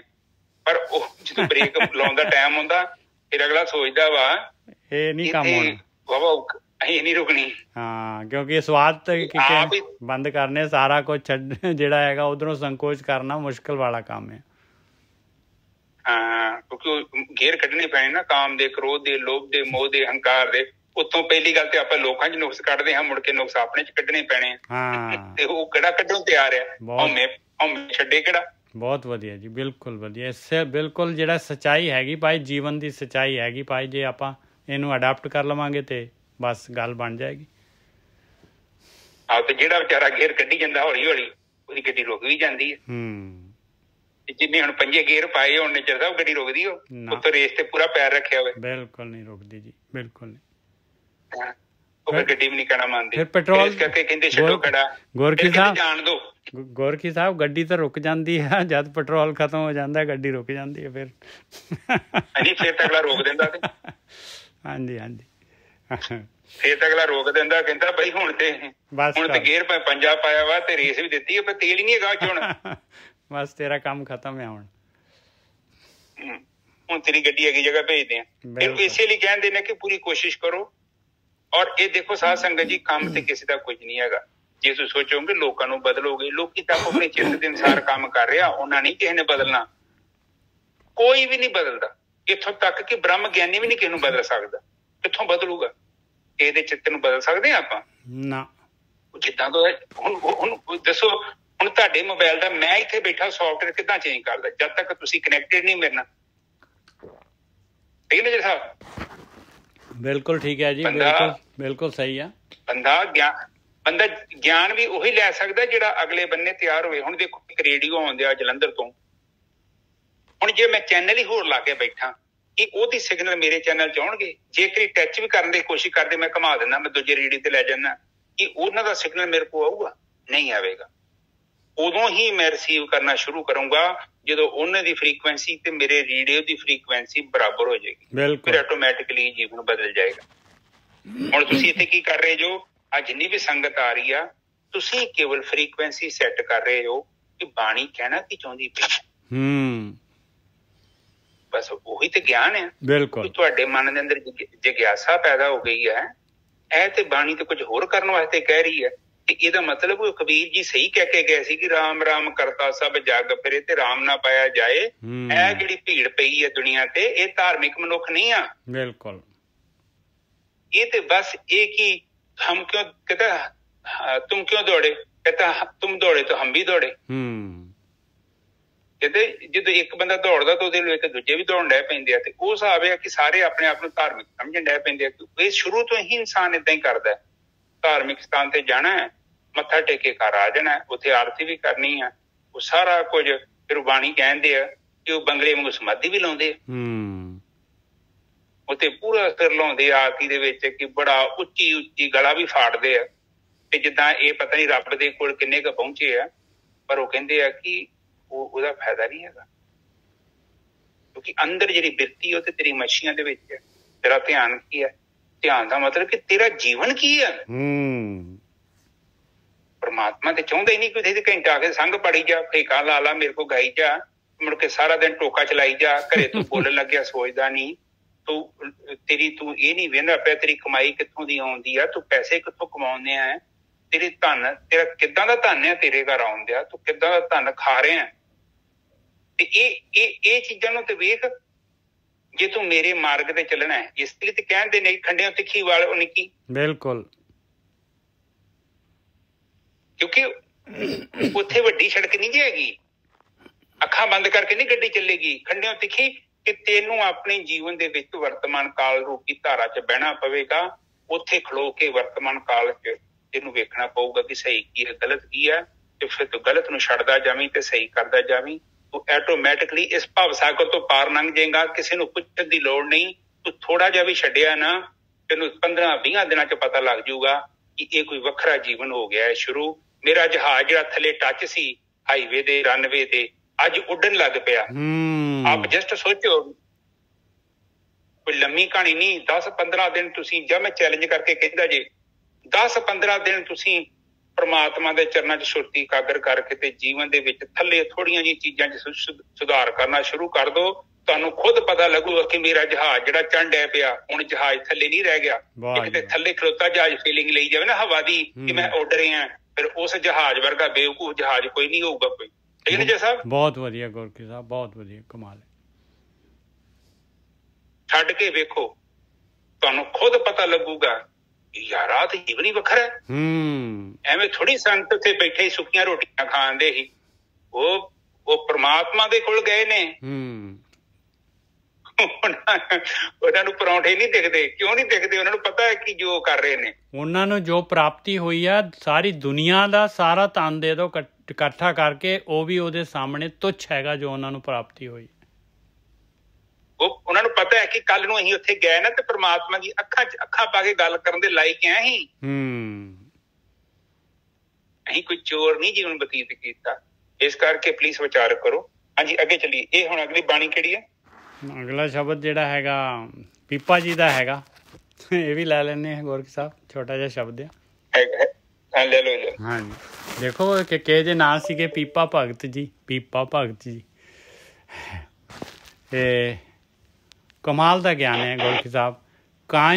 ਕਾਇਓ ਦੇਵਾ, ਕਾਇਓ ਦੇਵਲ, ਕਾਇਓ ਜੰਗਮ ਜਾਤੀ। ਕਹਿੰਦੇ ਕੀ ਕਰ ਰਿਹਾ ਆ ਤੂੰ? ਕਿੱਥੇ ਘੁੰਮ ਰਿਹਾ ਆ? ਦਰਿਆ ਦੇ ਉੱਤੇ, ਤੀਰਥਾਂ ਦੇ ਉੱਤੇ, ਕਿੱਥੇ ਕਿੱਥੇ ਪਹਾੜਾਂ ਦੇ ਉੱਤੇ, ਕਿੱਥੇ ਕਿੱਥੇ ਜਾ ਰਿਹਾ ਆ ਪਿਆਰਿਆ? ਤੇਰੇ ਅੰਦਰ ਤਾਂ ਦੇਵਾ ਤਾਂ ਤੇਰੇ ਅੰਦਰ ਹੈਗਾ ਆ, ਤੇ ਤੇਰੇ ਅੰਦਰ ਹੀ ਦੇਵਲ ਹੈਗਾ। ਮੰਦਰ ਵੀ ਤੇਰੇ ਅੰਦਰ ਆ, ਤੇਰੀ ਕਾਇਆ ਦੇ ਅੰਦਰ ਹੀ ਹੈਗਾ। ਤੇ ਕਾਇਓ ਜੰਗਮ ਜਾਤੀ, ਯਾਤਰਾ ਤਾਂ ਤੂੰ ਇੱਧਰ ਕਰਨੀ ਸੀ, ਆਪਣੇ ਅੰਦਰ ਵੜਨਾ ਸੀਗਾ। ਆਹ ਯਾਤਰਾ ਕਰਨੀ ਸੀਗੀ ਕਾਇਆ ਦੇ ਅੰਦਰ। ਕਾਇਓ ਧੂਪ ਦੀਪ ਨਹੀਂ ਵੇਦਾ, ਕਾਇਓ ਪੂਜੋ ਪਾਤੀ। ਕਾਇਆ ਦੇ ਅੰਦਰ ਹੀ ਜਿਹੜੀ ਹੈਗੀ ਆਰਤੀ ਕਰਨੀ ਸੀਗੀ। ਆਹ ਜਿਹੜੀ ਧੂਪ ਦੀਪ ਅਗਰਬੱਤੀ ਜਿਹੜੀ ਹੈ ਹੋਰ ਜੋ ਚੜ੍ਹਾ ਰਹੇ ਆ, ਸੌਦਾ ਪੱਤਾ ਇਹ ਔਰ ਪੱਤੀਆਂ ਤੇ ਫੁੱਲ, ਔਰ ਜੋ ਜਿਹੜਾ ਹੈਗਾ ਖਾਣ ਪੀਣ ਦਾ ਨੈਵੇਦ ਜਿਹੜਾ ਹੈਗਾ, ਇਹ ਮਾਲਕ ਪਰਮਾਤਮਾ ਨੂੰ ਜਿਹੜਾ ਬਣਾ ਕੇ ਲੈ ਕੇ ਜਾਣਾ ਆ ਉੱਥੇ ਮੰਦਿਰ ਦੇ ਵਿੱਚ, ਗੁਰਦੁਆਰੇ ਦੇ ਵਿੱਚ, ਹੋਰ ਇੱਧਰ ਉੱਧਰ। ਕਹਿੰਦੇ ਸਾਰਾ ਦਾ ਸਾਰਾ ਤਾਂ ਤੇਰੇ, ਉਹ ਤਾਂ ਤੇਰੇ ਅੰਦਰ ਹੈਗਾ। ਦੇਵਾ ਤਾਂ ਤੇਰੇ ਅੰਦਰ ਹੈਗਾ। ਦੇਵਲ ਤੇਰਾ ਸਰੀਰ ਹੈਗਾ, ਤੇਰੇ ਅੰਦਰ ਹੈਗਾ। ਉਹ ਮਾਲਕ ਪਰਮਾਤਮਾ ਤੇਰੇ ਹਿਰਦੇ ਦੇ ਘਰ ਦੇ ਵਿੱਚ, ਉੱਥੇ ਦੀ ਯਾਤਰਾ ਤੂੰ ਕਰਨੀ ਸੀਗੀ। ਕਾਇਓ ਦੇਵਾ, ਕਾਇਓ ਦੇਵਲ, ਕਾਇਓ ਜੰਗਮ ਜਾਤੀ, ਕਾਇਓ ਧੂਪ ਦੀਪ ਨਹੀਂ ਵੇਦਾ, ਕਾਇਓ ਪੂਜੋ ਪਾਤੀ। ਕਾਇਆ ਬਹੁ ਖੰਡ ਖੋਜਤੇ ਨਵ ਨਿਧ ਪਾਈ। ਕਹਿੰਦੇ ਸਰੀਰ ਨੂੰ ਮੈਂ ਖੋਜਿਆ ਤੇ 9 ਨਿਧੀ 18 ਸਿੱਧੀ ਮੈਨੂੰ ਨਾਮ ਦੀ ਪ੍ਰਾਪਤੀ ਹੋ ਗਈ। ਕਾਇਆ ਬਹੁ ਖੰਡ ਖੋਜਤੇ ਨਵ ਨਿਧ ਪਾਈ, ਨਾ ਕਛ ਆਇਬੋ ਨਾ ਕਛ ਜਾਇਬੋ, ਰਾਮ ਕੀ ਦੁਹਾਈ ਰਹਾਓ। ਕਿ ਕਮਾਲ ਆ। ਕਹਿੰਦੇ ਭਗਤੀ ਹੈ ਪਰਮੇਸ਼ਰ ਦੀ ਦੁਹਾਈ। ਕਹਿੰਦੇ ਬਸ ਸਟਾਪ ਹੋ ਗਈ ਮੇਰੀ ਜਰਨੀ। ਕਹਿੰਦੇ ਨਾ ਕਿਤੇ ਆਉਣਾ ਤੇ ਨਾ ਕਿਤੇ ਜਾਣਾ ਹੈ। ਅੰਦਰ ਕਾਇਆ ਦੇ ਅੰਦਰ ਬੈਠੇ ਹੀ, ਅੰਦਰ ਹੀ ਜਿਹੜਾ ਹੈਗਾ ਸਾਰਾ ਕੁਛ ਪ੍ਰਾਪਤ ਹੋ ਗਿਆ, ਸਾਰੀ ਗੇਮ ਜਿੱਤੀ ਗਈ। ਹਾਂਜੀ ਵੀਰ ਜੀ, ਰਹਾਓ। ਹਾਂਜੀ, ਇੱਕ ਸਭ ਸ਼ਬਦ ਬੋਲੋ। ਮਨ ਮੰਦਰ ਤਨਵੇਸ਼, ਮਨ ਮੰਦਰ ਤਨਵੇਸ਼ ਕਲੰਦਰ, ਕਠੀ ਤੀਰਥ ਨਾਵਾਂ, ਏਕ ਸ਼ਬਦ ਮੇਰੇ ਪ੍ਰਾਣ ਬਸਤ ਹੈ, ਬਹੁੜ ਜਨਮ ਨਾਮ। ਠੀਕ ਹੈ ਜੀ। ਹੁਣ ਇੱਕ ਸ਼ਬਦ ਦਾ ਮਤਲਬ ਇੱਥੇ ਹੈਗਾ ਉਹ ਪ੍ਰਮਾਤਮਾ। ਪ੍ਰਮਾਤਮਾ ਮਤਲਬ ਆਤਮਾ, ਅਚਲ, ਅਨਭਉ ਪ੍ਰਕਾਸ਼। ਠੀਕ ਹੈ, ਅਚਲ ਮੂਰਤ। ਹੁਣ ਉਹ ਕਹਿੰਦੇ ਨੇ ਕਿ ਮਨ ਮੰਦਰ ਆ, ਤਨ ਵੇਸ਼ ਕਲੰਦਰ ਆ। ਇਹਨੇ ਜਿਹਾ ਥੋੜੀ ਕਥਾ ਵੀ ਕਰਦੇ ਜੀ। ਮਨ ਮੰਦਰ ਤਨ ਵੇਸ਼ ਕਲੰਦਰ। ਕਹਿੰਦੇ ਇਸ ਸਰੀਰ ਦੇ ਵਿੱਚ ਮੇਰਾ ਜਿਹੜਾ ਹੈਗਾ, ਇਹ ਮਨ ਮੇਰਾ ਮੰਦਰ ਹੈਗਾ। ਮਨ ਮੰਦਰ ਤਨ ਵੇਸ਼ ਕਲੰਦਰ, ਘਟ ਹੀ ਤੀਰਥ ਨਾਵਾਂ। ਮੈਂ ਜਿਹੜਾ ਹੈਗਾ ਇਸ ਘਟ ਦੇ ਵਿੱਚ, ਇਸ ਸਰੀਰ ਦੇ ਵਿੱਚ ਹੀ ਤੀਰਥ ਹੈਗਾ ਮੇਰਾ। ਮੈਂ ਉਸੇ ਤੀਰਥ 'ਚ ਇਸ਼ਨਾਨ ਕਰਨਾ ਹੈ, ਉਸੇ 'ਚ ਮਾਨ ਸਰੋਵਰ ਹੈਗਾ ਆ। ਕਠੀ ਤੀਰਥ ਨਾਵਾਂ ਏਕ ਸ਼ਬਦ ਮੇਰੇ ਪ੍ਰਾਣ ਵਸਤ ਹੈ। ਕਹਿੰਦੇ ਇੱਕ ਸ਼ਬਦ ਜਿਹੜਾ ਹੈਗਾ ਮੇਰੇ ਪ੍ਰਾਣਾਂ ਦੇ ਵਿੱਚ ਵਸਦਾ ਹੈ, ਉਹ ਮਾਲਕ ਪਰਮਾਤਮਾ। ਤੇ ਇੱਕ ਸ਼ਬਦ ਮੇਰੇ ਪ੍ਰਾਣ ਵਸਤ ਹੈ, ਬਹੁਤ ਜਨਮ ਨਾਵਾਂ। ਫਿਰ ਕਹਿੰਦੇ ਮੈਨੂੰ ਬਾਰ-ਬਾਰ ਜਨਮ ਲੈਣ ਦੀ ਲੋੜ ਨਹੀਂ ਹੈ। ਹਾਂਜੀ ਵੀਰ ਜੀ, ਠੀਕ ਹੈ ਜੀ। ਇੱਥੇ ਉਹਨਾਂ ਨੇ ਬਾਹਰੀ ਤੀਰਥਾਂ ਦੇ ਉੱਪਰ ਇਸ਼ਨਾਨ ਕਰਨ ਤੋਂ ਸਾਨੂੰ ਮਨਾ ਕੀਤਾ। ਹਾਂ, ਮੈਂ ਨਹੀਂ ਕਹਿੰਦਾ ਨਹੀਂ ਕਰਨਾ, ਕਰ ਲਓ, ਕੋਈ ਗੱਲ ਨਹੀਂ, ਪਰ ਉਹ ਬਹੁਤ ਛੋਟੀ ਗੱਲ ਆ। ਹਾਂ ਗੋਰਖੀ ਸਾਹਿਬ, ਪਹਿਲੀ ਕਲਾਸ।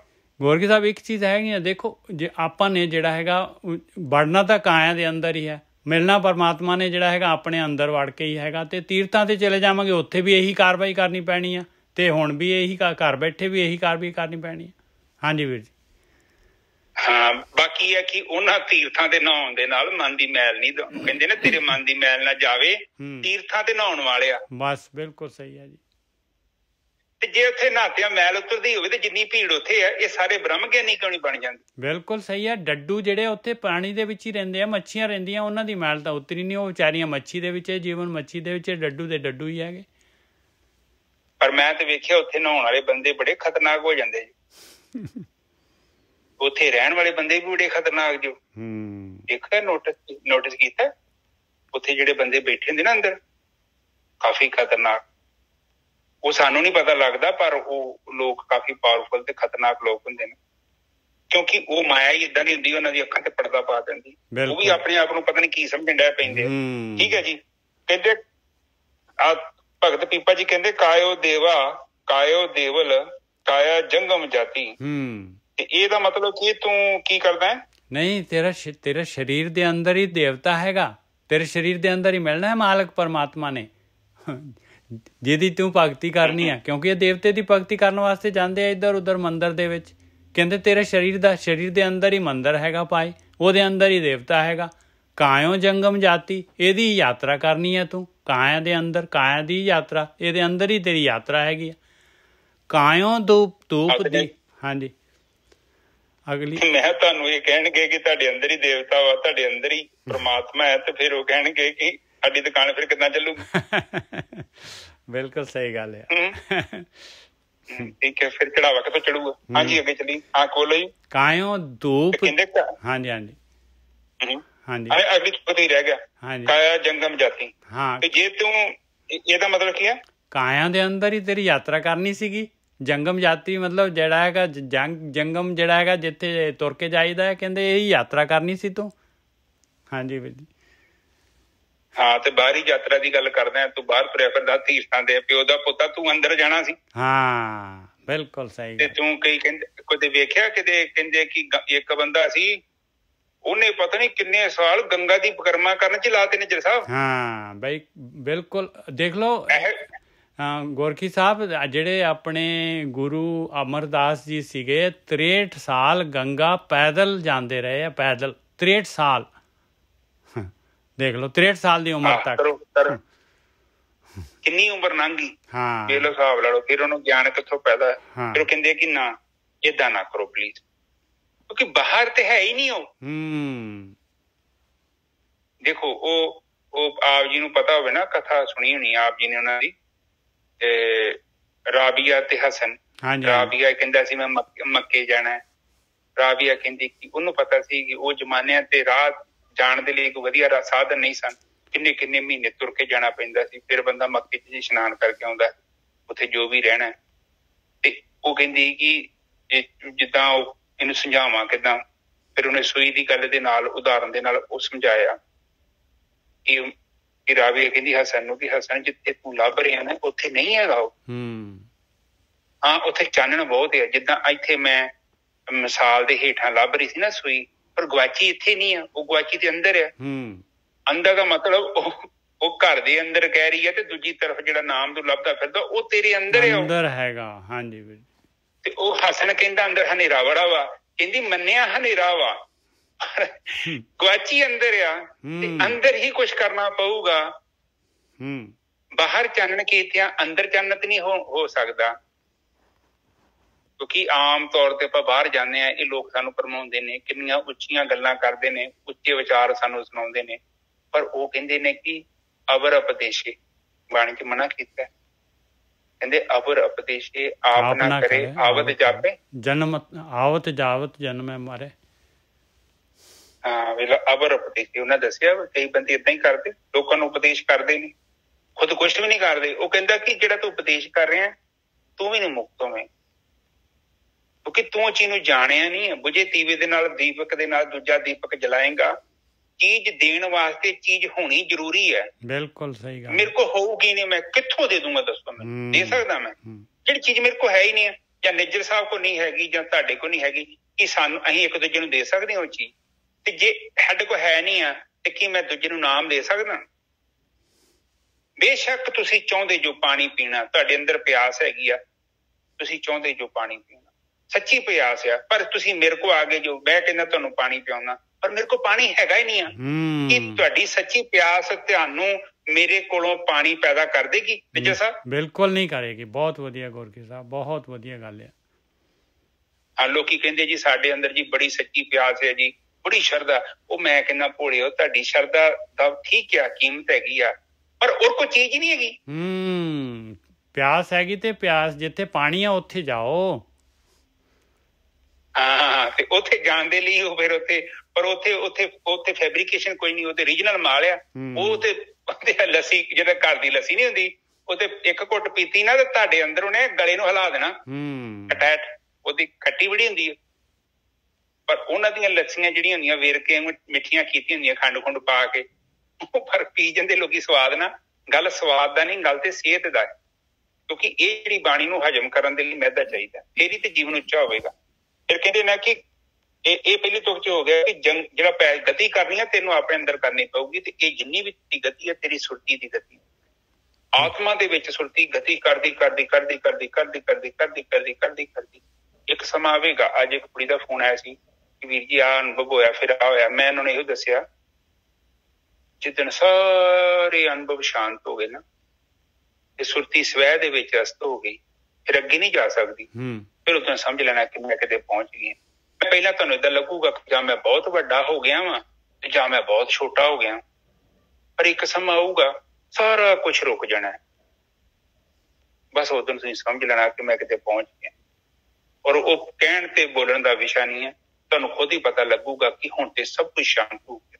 ਸਲੇਟ ਮੈਂ ਸਮੁੰਦਰ ਦੇ ਬਹੁਤ ਗਹਿਰੇ, ਹਾਂਜੀ ਸਲੇਟ ਸਾਫ਼ ਹੋ ਗਈ ਆ। ਹਾਂ, ਅੰਦਰ ਪਹੁੰਚ ਗਈ। ਫਿਰ ਉਹ ਕਹਿੰਦੇ ਨੇ ਕਬੀਰ ਜੀ ਰਾਮ ਕਬੀਰਾ ਏਕ ਭਇਓ ਕਿ ਕੋਈ ਨਾ ਛਕੇ ਪਛਾਣੀ। ਉਦੋਂ ਤੁਸੀਂ ਫਿਰ ਕਿਸੇ ਕੋ ਪੁੱਛਣ ਦੀ ਲੋੜ ਨਹੀਂ। ਫਿਰ ਗੁਰੂ ਗ੍ਰੰਥ ਸਾਹਿਬ ਦੀ ਕਿਸੇ ਵੀ ਤੁਕ ਨੂੰ ਪੜ੍ਹ ਕੇ ਵੇਖ ਲਿਓ, ਤੁਹਾਡਾ ਜਿਹੜਾ ਜਾਣਿਆ ਅਨੁਭਵ ਆ ਜੋ ਤੁਸੀਂ ਕਰ ਲਿਆ ਹੈ ਉੱਥੇ ਮੋਹਰ ਲਾ ਦੂਗੀ ਬਾਣੀ। ਇਸ ਤੋਂ ਵੱਧ ਨਿੱਜਰ ਸਾਹਿਬ ਕੁਛ ਨਹੀਂ ਨਾ ਹੈਗਾ। ਬਿਲਕੁਲ ਸਹੀ ਗੱਲ ਹੈ, ਬਿਲਕੁਲ ਸਹੀ ਗੱਲ ਹੈ। ਇੱਕ ਬ੍ਰਹਮ ਗਿਆਨੀ ਕੀ ਜਿਹੜੀ ਗੱਲ ਬ੍ਰਹਮ ਗਿਆਨੀ ਹੀ ਜਾਣੇ, ਉਹ ਤੁਹਾਡੇ ਬ੍ਰਹਮ ਗਿਆਨ ਨੂੰ ਇੱਕ ਬ੍ਰਹਮ ਗਿਆਨੀ ਜਿਹੜੇ ਅੰਦਰ ਬੈਠੇ ਉਹਨਾਂ ਮੋਹਰ ਲਾ ਦੇਣੀ ਆ ਬਈ ਹਾਂ ਬਈ ਤੁਹਾਡਾ ਗਿਆਨ ਸੱਚਾ ਵਾ, ਬਸ ਹੁਣ ਤੁਹਾਡਾ ਹੀਰਾ ਅਸਲੀ ਹੈ। ਅਸੀਂ ਤਸਦੀਕ ਕਰ ਦਿੱਤਾ ਹੈ। ਭਾਵੇਂ 5 ਪੇਜ ਪੜ੍ਹ ਲਿਓ, ਭਾਵੇਂ 50 ਪੜ੍ਹ ਲਿਓ, ਭਾਵੇਂ 1400 ਜਿੰਨੇ ਵੀ ਅੰਗ ਹੈਗੇ ਸਾਰੇ ਪੜ੍ਹ ਲਿਓ, ਇੱਕ ਨਾ ਤੁਹਾਡੇ ਹੀਰੇ ਦੀ ਉਹਨਾਂ ਨੇ ਤਸਦੀਕ ਕਰ ਦੇਣੀ। ਹਾਂਜੀ, ਇੱਕ ਨਾ ਗੁਰਕੀ ਸਾਹਿਬ ਇੱਕ ਸਾਧਕ ਸੀਗੀ, ਮਤਲਬ ਜਿਹੜੀ ਹੈਗੀ ਆ, ਤੇ ਉਹ ਸਾਧਨਾ ਕੀਤੀ ਤੇ ਉਹਨੇ ਜਿਹੜਾ ਹੈਗਾ ਨਾ ਆਪਣਾ ਇੱਕ ਸ਼ਾਗਿਰਦ ਜਿਹੜਾ ਸੀਗਾ ਆਪਣੇ ਗੁਰੂ ਕੋਲ ਭੇਜਿਆ, ਤੇ ਉਹਨੇ ਨਾ ਉਹਨੂੰ ਇੱਕ ਚਿੱਠੀ ਦਿੱਤੀ, ਤੇ ਚਿੱਠੀ ਦੀ ਕਹਿ ਵੀ ਆਹ ਚਿੱਠੀ ਲੈ ਜਾ ਮੇਰੇ ਗੁਰੂ ਕੋਲ, ਤੇ ਉਹਨਾਂ ਦੇ ਕੋਲੋਂ ਮੈਨੂੰ ਜਵਾਬ ਲੈ ਕੇ ਆ। ਤੇ ਉਹ ਚਿੱਠੀ ਜਿਹੜੀ ਹੈਗੀ ਆ ਲੈ ਕੇ ਗਿਆ, ਤੇ ਉਹ ਗੁਰੂ ਨੇ ਜਿਹੜਾ ਹੈਗਾ ਚਿੱਠੀ ਲਈ ਤੇ ਚਿੱਠੀ ਖੋਲ੍ਹੀ, ਤੇ ਇਹ ਸੇਵਕ ਵੀ ਵਿੱਚ ਸੀਗਾ, ਤੇ ਇਹਨੇ ਵੀ ਦੇਖ ਲਿਆ ਵੀ ਕੀ ਲਿਖਿਆ ਹੋਇਆ। ਇਹਨੇ ਦੇਖਿਆ ਕਿ ਕੋਰਾ ਕਾਗਜ਼ ਸੀਗਾ, ਕੁਛ ਵੀ ਨਹੀਂ ਲਿਖਿਆ ਸੀਗਾ। ਤੇ ਗੁਰੂ ਨੇ ਕੀ ਕੀਤਾ, ਇੱਕ ਦੂਜਾ ਕਾਗਜ਼ ਲਿਆ ਔਰ ਕੋਰਾ ਕਾਗਜ਼ ਲੈ ਕੇ ਬੰਦ ਕਰਕੇ ਉਹ ਫੜਾ ਦਿੱਤਾ, ਤੇ ਉਹ ਵਾਪਸ ਦੇ ਦਿੱਤਾ, ਉਹਦਾ ਜਵਾਬ ਦੇ ਦਿੱਤਾ। ਤੇ ਉਹ ਵਾਪਸ ਲੈ ਕੇ ਆ ਗਿਆ, ਤੇ ਫਿਰ ਉਹਨੂੰ ਆਪਣੀ ਉਹ ਜਿਹੜੀ ਉਹਦੀ ਗੁਰੂ ਸੀ ਸਾਧਿਕਾ, ਉਹਨੂੰ ਪੁੱਛਦਾ ਹੈ ਭਈ ਇਹ ਤਾਂ ਮੈਨੂੰ ਤਾਂ ਸਮਝ ਨਹੀਂ ਆਇਆ, ਤੂੰ ਕੁਛ ਲਿਖਿਆ ਤਾਂ ਨਾ ਤੁਸੀਂ ਲਿਖਿਆ ਸੀ ਨਾ ਉਹਨਾਂ ਨੇ ਲਿਖਿਆ ਸੀਗਾ। ਕਹਿੰਦੀ ਬਸ ਇਹੀ ਤਾਂ ਕੁਛ ਸੀਗਾ ਵੀ ਮੈਨੂੰ ਤਾਂ ਇਹੀ ਅਨੁਭਵ ਹੋਇਆ, ਸਾਰਾ ਕੁਛ ਸਾਫ਼ ਹੋ ਗਿਆ, ਕੁਛ ਵੀ ਨਹੀਂ ਹੈਗਾ। ਤੇ ਕਹਿੰਦੇ ਉਹ ਗੁਰੂ ਨੇ ਤਸਦੀਕ ਲਗਾ ਦਿੱਤੀ, ਮੋਹਰ ਕਰ ਦਿੱਤੀ। ਹਾਂਜੀ ਵੀਰ ਜੀ। ਹਾਂਜੀ ਬਿਲਕੁਲ ਠੀਕ ਹੈ ਜੀ। ਉਹ ਬਾਣੀ ਦੇ ਵਿੱਚ ਵੀ ਲਿਖਿਆ ਹੈ ਅਨੁਭਵ ਰਹਿਤ ਅਨੁਭਵ। ਜਦੋਂ ਸਾਰੇ ਅਨੁਭਵ ਸ਼ਾਂਤ ਹੋ ਗਏ ਅਨੁਭਵ ਕਰਨ ਵਾਲਾ ਤੇ ਜਿਹਦਾ ਅਨੁਭਵ ਹੋਣਾ ਦੋਨੋਂ ਇੱਕ ਹੋ ਗਏ ਆ। ਤੁਸੀਂ ਸਮਝ ਲੈਣਾ ਤੁਸੀਂ ਪਹੁੰਚ ਗਏ ਜੋ। ਠੀਕ ਹੈ ਜੀ ਨਿੱਜਰ ਸਾਹਿਬ, ਅੱਗੇ ਚਲੀ ਹੋ ਗਈ ਪੂਰੀ ਆਈ ਦੀ? ਨਹੀਂ ਵੀਰ ਜੀ, ਸ਼ਬਦ ਤਾਂ ਹਾਲੇ ਪਹਿਲਾ ਬੰਦ ਹੀ ਚੱਲ ਰਿਹਾ ਹੈ, ਦੋ ਤਿੰਨ ਬੰਦ ਹੈਗੇ, ਕਰ ਲੈਣੇ ਆਪਾਂ। ਕਾਇਓ ਧੂਪ ਦੀਪ ਨਈ ਵੇਦਾ, ਕਾਇਓ ਪੂਜੋ ਭਾਤੀ। ਕਹਿੰਦੇ ਮੈਂ ਆਪਣੇ ਅੰਦਰ ਸਰੀਰ ਦੇ ਵੜਦਾ ਹਾਂ, ਧਿਆਨ ਸਿਮਰਨ ਕਰਦਾ ਹਾਂ, ਇਹੀ ਜਿਹੜਾ ਹੈਗਾ ਧੂਪ ਦੀਪ ਤੇ ਹੋਰ ਜਿਹੜਾ ਹੈਗਾ ਭੋਗ ਲਵਾਉਣੇ, ਨਈ ਵੇਦਾ ਮਤਲਬ ਭੋਗ ਲਵਾਉਣੇ ਉਸ ਉਹਦੇ ਮਾਲਕ ਪਰਮਾਤਮਾ ਨੂੰ। ਆਹੀ ਯਾਰ ਸਾਰਾ ਕੁਛ ਇਹਦੇ ਵਿੱਚ ਹੀ ਆ ਗਿਆ। ਕਾਇਓ ਪੂਜੋ ਭਾਤੀ, ਇਹਦੇ ਵਿੱਚ ਹੀ ਜਿਹੜਾ ਹੈਗਾ ਇਹ ਪੂਜਾ ਵੀ ਆ ਗਈ। ਕਾਇਆ ਬਹੁਖੰਡ ਖੋਜਤੇ ਨਵ ਨਿਧ ਪਾਈ। ਕਹਿੰਦੇ ਕਾਇਆ ਨੂੰ, ਇਹ ਸਰੀਰ ਨੂੰ ਹੀ, ਇਹ ਬਹੁਖੰਡੀ ਸਰੀਰ ਹੈਗਾ ਪਾਏ, ਇਹਨੂੰ ਖੋਜਣ ਦੇ ਨਾਲ ਕਹਿੰਦੇ 9 ਨਿਧੀ 18 ਸਿੱਧੀ ਉਹ ਨਾਮ ਜਿਹੜਾ ਹੈਗਾ ਪ੍ਰਗਟ ਹੋ ਗਿਆ। ਕਾਇਆ ਬਹੁਖੰਡ ਖੋਜਤੇ 9 ਨਿਧ ਪਾਈ, ਨਾ ਕਛ ਆਇਬੋ ਨਾ ਕਛ ਜਾਇਬੋ, ਰਾਮ ਕੀ ਦੁਹਾਈ ਰਹਾਓ। ਕਹਿੰਦੇ ਭਾਈ ਹੁਣ ਜਿਹੜਾ ਹੈਗਾ ਨਾ ਕਿਤੇ ਜਾਣਾ ਹੈਗਾ ਤੇ ਨਾ ਕਿਤੇ ਆਉਣਾ ਹੈਗਾ। ਹੁਣ ਉਹ ਮਾਲਕ ਪਰਮਾਤਮਾ ਦੇ ਵਿੱਚ ਜਿਹੜੀ ਹੈ ਸੁਰਤ ਜਿਹੜੀ ਹੈਗੀ ਆਤਮਾ ਦੇ ਵਿੱਚ ਲੀਨ ਹੋ ਗਈ ਔਰ ਜਨਮ ਮਰਨ ਦਾ ਗੇੜਾ ਖਤਮ ਹੋ ਗਿਆ। ਇਹ ਰਾਮ ਦੀ ਦੁਹਾਈ ਦੇ ਨਾਲ ਰਹਾਓ। ਹਾਂਜੀ ਵੀਰ ਜੀ। ਹਾਂਜੀ ਠੀਕ ਹੈ ਜੀ। ਹੁਣ ਉੱਪਰ ਸਮਝਾ ਰਹੇ ਨੇ ਕਿ ਚਲੋ ਉੱਥੇ ਉੱਪਰ ਨਾਲ ਗੱਲ ਕੀਤੀ ਆ ਕਿ ਮੈਂ ਕਾਇਆ ਦੇ ਅੰਦਰੋਂ ਉਸ ਸ਼ਕਤੀ ਨੂੰ ਜਾਣ ਲਿਆ, 9 ਨਿਧੀ ਪ੍ਰਾਪਤ ਹੋ ਗਈ ਮੈਨੂੰ। ਮੇਰਾ ਜਿਹੜਾ ਮਨ ਸੀ ਉਹ ਸਹਿਜ ਚ ਆ ਗਿਆ, ਹੁਣ ਗਤੀ ਨਹੀਂ ਕਰਦਾ, ਚਿੱਤ ਮੇਰਾ ਬਿਲਕੁਲ ਸ਼ਾਂਤ ਹੋ ਗਿਆ। ਜਿੱਦਾਂ ਰਾਮਾਨੰਦ ਜੀ ਕਹਿੰਦੇ ਨਾ, ਮੇਰਾ ਚਿੱਤ ਨਾ ਚੱਲੇ ਮਨ ਪਏ ਅਪੰਗ। ਬਿਲਕੁਲ, ਮਨ ਪਏ ਅਪੰਗ। ਠੀਕ ਹੈ। ਇਹ ਵੇਖੋ ਇਹ ਬ੍ਰਹਮ ਗਿਆਨੀ ਦੋਨੋਂ ਇਕੱਠੇ ਹੋ ਗਏ ਨੇ। ਬਿਲਕੁਲ ਬਿਲਕੁਲ ਸਹੀ ਗੱਲ ਹੈ। ਹੁਣ ਆਹ ਦੇਖੋ ਇਕੱਠੇ ਹੋ ਗਏ। ਕਾਇਆ ਬਹੁ ਖੰਡ ਖੋਜ ਤੇ 9 ਨਿਧ ਪਾਈ। ਮੈਂ ਕਾਇਆ ਦੇ ਅੰਦਰ ਖੋਜ ਕੀਤੀ ਤੇ ਮੈਂ ਉਹ 9 ਨਿਧ ਜਿਹੜੀ ਖਜ਼ਾਨਾ ਸੀ ਉਹ ਲੱਭ ਲਿਆ। ਉਹ ਜਿਹੜਾ ਗੁਪਤ ਰਾਜ ਸੀ ਉਹ ਮੇਰੇ ਅੰਦਰ ਹੀ ਸੀ, ਮੈਨੂੰ ਮਿਲ ਗਿਆ। ਠੀਕ ਹੈ। ਤੇ ਜਦੋਂ ਮਿਲਿਆ ਤੇ ਫਿਰ ਕੀ ਹੋਇਆ? ਫਿਰ ਉਹ ਕਹਿੰਦੇ ਨਾ ਕੁਛ ਆਏ ਬੋ ਨਾ ਕੁਛ ਜਾਏ ਬੋ, ਰਾਮ ਕੀ ਦੁਹਾਈ। ਕਹਿੰਦੇ ਕਿ ਉਹੀ ਕਹਿੰਦੇ ਨੇ ਮੇਰਾ ਚਿੱਤ ਨਾ ਚੱਲੇ ਮਨ ਭਇਓ ਅਪੰਗ। ਹੁਣ ਮੇਰਾ ਚਿੱਤ ਨਹੀਂ ਚੱਲਦਾ। ਇਹ ਵੀ ਕਹਿੰਦੇ ਆ ਕਿ ਹੁਣ ਨਾ ਤੇ ਆਉਂਦਾ ਤੇ ਨਾ ਕੋਈ ਜਾਂਦਾ। ਬਿਲਕੁਲ ਦੇਖੋ ਬਾਣੀ ਟਕਰਾ ਗਈ। ਫਿਰ ਉਹ ਕਹਿੰਦੇ ਹੁਣ ਨੀ ਮੈਂ ਨਾ ਤਾਂ ਕੁਝ ਮੇਰੇ ਅੰਦਰ ਆ ਰਿਹਾ ਤੇ ਨਾ ਮੇਰੇ ਅੰਦਰ ਕੋਈ ਜਾ ਰਿਹਾ। ਆਤਮਾ ਚ ਮੈਂ ਚਲ ਗਿਆ। ਆਤਮਾ ਤੇ ਗਤੀਹੀਨ ਤੱਤ ਆ, ਮੈਂ ਵੀ ਗਤੀਹੀਨ ਹੋ ਗਿਆ। ਕਾਰਨ ਸ਼ਰੀਰ ਖਤਮ ਹੋ ਗਿਆ ਹੁਣ ਰਹਾ। ਉਹ ਜਿਹੜਾ ਉਹ ਬਾਹਰੋਂ ਜਿਹੜਾ ਗੇਰ ਪਏ ਸੀ ਉਹ ਕੱਢ ਦਿੱਤੇ ਗਏ ਨੇ। ਹੁਣ ਜਿਹੜਾ ਜਦੋਂ ਗੇਰ ਹੀ ਨਹੀਂ ਪਿਆ ਤੇ ਗੱਡੀ ਕਿੱਦਾਂ ਚੱਲੂਗੀ ਦੱਸੋ? ਚੱਲ ਸਕਦੀ ਹੈ ਭਾਵੇਂ ਗੱਡੀ ਸਟਾਰਟ ਹੋਵੇ। ਬਿਲਕੁਲ ਹਨਾ। ਹਾਂ ਬਿਲਕੁਲ ਸਹੀ ਗੱਲ ਆ। ਤੇ ਜੋ ਬ੍ਰਹਮੰਡੇ ਰਹਾਓ, ਜੋ ਬ੍ਰਹਮੰਡੇ ਸੋਈ ਪਿੰਡੇ, ਜੋ ਖੋਜੈ ਸੋ ਪਾਵੈ। ਕਹਿੰਦੇ ਭਾਈ ਦੇਖ ਲਓ, ਜੋ ਸਾਰੇ ਬ੍ਰਹਮੰਡ ਦੇ ਵਿੱਚ ਹੈਗਾ ਮਾਲਕ ਪਰਮਾਤਮਾ ਉਹੀ ਆਪਣੇ ਅੰਦਰ ਹੈਗਾ ਭਾਈ। ਆਪਣੇ ਅੰਦਰੋਂ ਹੀ ਮਿਲਣਾ ਆ ਉਹ ਮਾਲਕ ਪਰਮਾਤਮਾ ਨੇ। ਜਿਹੜਾ ਖੋਜਦਾ ਆ ਉਸੇ ਨੂੰ ਮਿਲਣਾ ਆ, ਹੋਰ ਕਿਸੇ ਨੂੰ ਨਹੀਂ ਮਿਲਣਾ। ਜੋ ਖੋਜੈ ਸੋ ਪਾਵੈ, ਪੀਪਾ ਪਰਣਵੈ ਪਰਮ ਤੱਤ ਹੈ, ਸਤਿਗੁਰ ਹੋਏ ਲਖਾਵੈ। ਕਹਿੰਦੇ ਇਹੀ ਪਰਮ ਤੱਤ ਹੈ ਭਾਈ, ਇਹੀ ਪਰਮ ਤੱਤ ਹੈਗਾ। ਬੇਨਤੀ ਕਰ ਰਹੇ ਆ ਪੀਪਾ ਜੀ ਭਾਈ, ਜੇ ਚਾਹੀਦਾ ਹੈਗਾ ਪਰਮ ਤੱਤ, ਜੇ ਪਰਮ ਤੱਤ ਦੇ ਵਿੱਚ ਲੀਨ ਹੋਣਾ ਚਾਹੁੰਦਾ ਹੈ ਤੇ ਪਿਆਰਿਆ ਸਤਿਗੁਰੂ ਦੇ ਬ੍ਰਹਮ ਗਿਆਨੀਆਂ ਤੋਂ ਗਿਆਨ ਲੈ ਕੇ ਉਹਨਾਂ ਦੇ ਚਰਨਾਂ 'ਚ ਹੋ ਜਾ, ਉਹਨਾਂ ਤੋਂ ਗਿਆਨ ਲੈ ਲਾ ਤੇ ਉਹ ਤੈਨੂੰ ਲਿਖਾ ਦੇਣਗੇ। ਉਹਨਾਂ ਦਾ ਗਿਆਨ ਜਿਹੜਾ ਹੈਗਾ ਉਹਦੇ ਨਾਲ ਤੂੰ ਆਪਣੇ ਜਿਹੜਾ ਹੈਗਾ ਉਹ ਗਿਆਨ ਦੇ ਅਨੁਸਾਰ ਜਿਹੜਾ ਹੈਗਾ ਯਾਤਰਾ ਕਰ ਤੇ ਤੂੰ ਪਹੁੰਚ ਜਾਏਗਾ। ਔਰ ਯਾਤਰਾ ਤੈਨੂੰ ਆਪ ਕਰਨੀ ਪਊਗੀ ਭਾਈ, ਖੋਜਣਾ ਤੈਨੂੰ ਪਊਗਾ। ਹਾਂਜੀ ਵੀਰ ਜੀ। ਹਾਂਜੀ ਠੀਕ ਹੈ। ਸਾਧ ਸੰਗਤ ਜੀ ਤੁਕ ਆਪਾਂ ਨਾ ਕਈ ਵਾਰੀ ਸੁਣੀ ਹੈ, ਜੋ ਬ੍ਰਹਮੰਡੇ ਸੋਈ ਪਿੰਡੇ, ਜੋ ਖੋਜੇ ਤੋ ਪਾਵੇ। ਤੇ ਵੇਖ ਲਓ ਇਹ ਭਗਤ ਪੀਪਾ ਜੀ ਦੀ ਹੈ। ਠੀਕ ਹੈ ਜੀ। ਬਿਲਕੁਲ ਠੀਕ ਹੈ। ਤੇ ਇਹ ਕਹਿੰਦੇ ਨੇ ਕਿ ਬ੍ਰਹਮੰਡੇ ਬਹੁਤ ਮਸ਼ਹੂਰ ਹੋ ਗਿਆ ਸੋ ਪਿੰਡੇ, ਜਿਹੜਾ ਬ੍ਰਹਮੰਡ ਆ। ਪਰ ਜੇ ਤੁਸੀਂ ਬਾਹਰ ਲੱਭਣ ਗਏ ਨਾ ਪ੍ਰਮਾਤਮਾ ਨੂੰ ਤੇ ਤੁਹਾਨੂੰ ਨਹੀਂ ਜੇ ਮਿਲਣਾ। ਜਿੱਦਣ ਤੁਹਾਨੂੰ ਆਪਣੇ ਅੰਦਰ ਪ੍ਰਮਾਤਮਾ ਦੇ ਦਰਸ਼ਨ ਹੋ ਗਏ, ਇਸ ਸੰਸਾਰ ਦੇ ਅੰਦਰ ਕਣ ਕਣ ਚ ਤੁਹਾਨੂੰ ਪ੍ਰਮਾਤਮਾ ਦੇਖੇਗਾ। ਠੀਕ ਹੈ ਜੀ। ਬਿਲਕੁਲ ਜੀ। ਬਿਲਕੁਲ। ਪਰ ਪਹਿਲਾਂ ਆਪਣੇ ਅੰਦਰੋਂ ਲੱਭਣਾ ਪੈਂਦਾ। ਠੀਕ ਹੈ, ਇਹੋ ਹੀ ਵਿਧੀ ਇਹੋ। ਠੀਕ ਹੈ, ਉਹ ਸਾਡੇ ਮਨ ਦੇ ਅੰਦਰ ਹੈ ਪ੍ਰਮਾਤਮਾ, ਬਾਹਰ ਨਹੀਂ ਹੈਗਾ। ਕਿਉਂਕਿ ਬਾਹਰ ਲੱਭਣਾ ਬੜਾ ਆਸਾਨ ਹੈ, ਕਿਉਂਕਿ ਮਨ ਲੱਭਦਾ ਬਾਹਰ। ਪਰ ਇੱਥੇ ਜਿਹੜਾ ਅਨਮਨੀ ਅਵਸਥਾ ਹੈ, ਮਨ ਦੇ ਅੰਦਰ ਜਾਣਾ ਹੈ ਆਪਾਂ। ਠੀਕ ਹੈ, ਮਨ ਦੇ ਅੰਦਰ ਹੈ ਚਿੱਤ,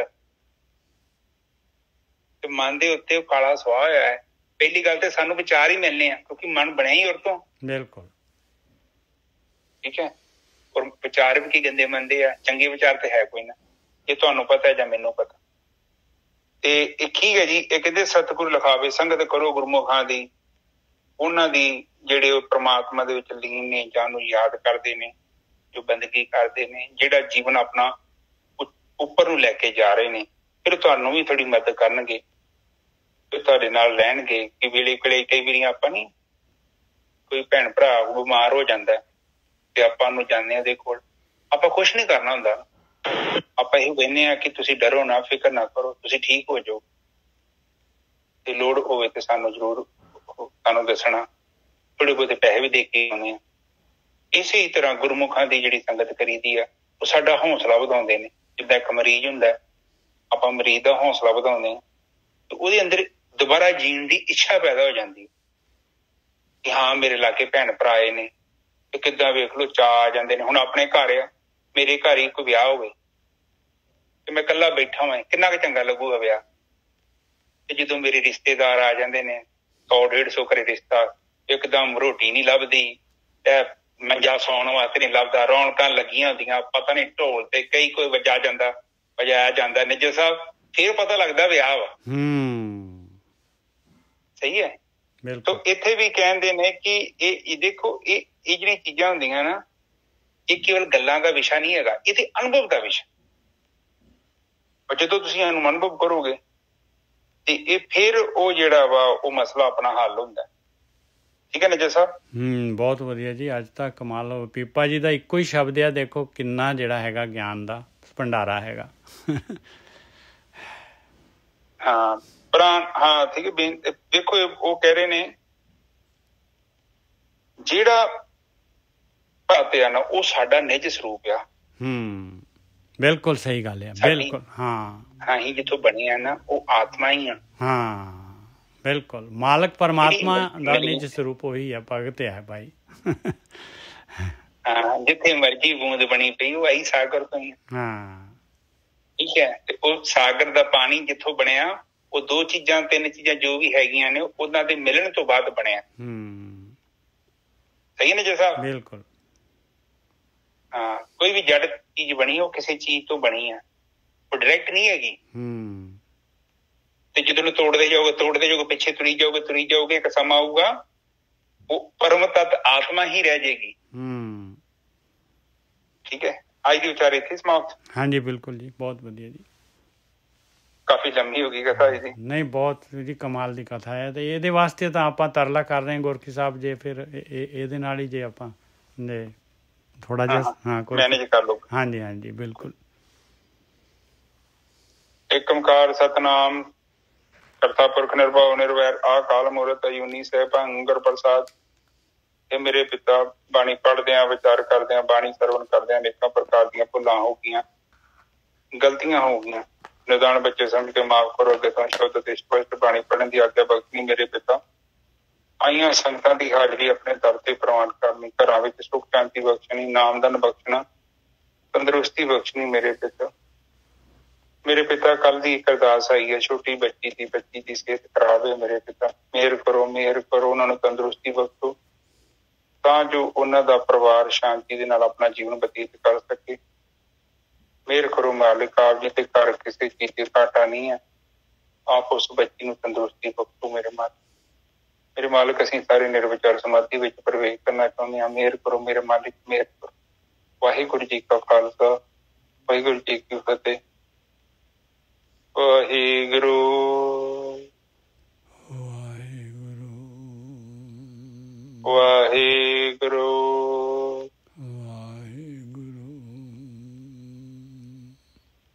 ਵਾਹਿਗੁਰੂ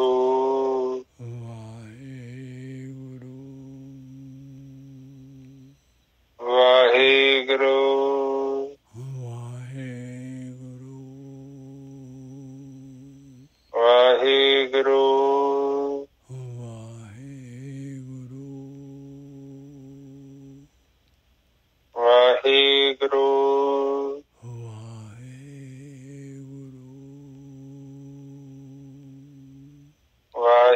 ਵਾਹਿਗੁਰੂ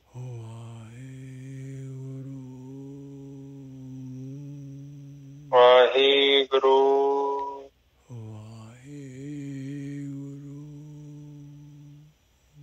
ਵਾਹਿਗੁਰੂ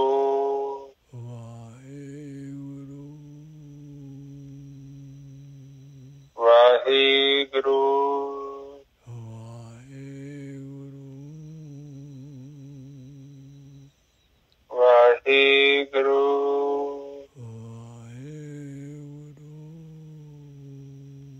ਵਾਹਿਗੁਰੂ ਵਾਹਿਗੁਰੂ ਅੰਗਰੇਜ਼ੀ ਚੁੱਪ ਜੋ ਵਾਹਿਗੁਰੂ ਵਾਹਿਗੁਰੂ ਵਾਹਿਗੁਰੂ ਵਾਹਿਗੁਰੂ ਵਾਹਿਗੁਰੂ ਵਾਹਿਗੁਰੂ ਜੀ ਕਾ ਖਾਲਸਾ ਵਾਹਿਗੁਰੂ ਜੀ ਕੀ ਫਤਿਹ।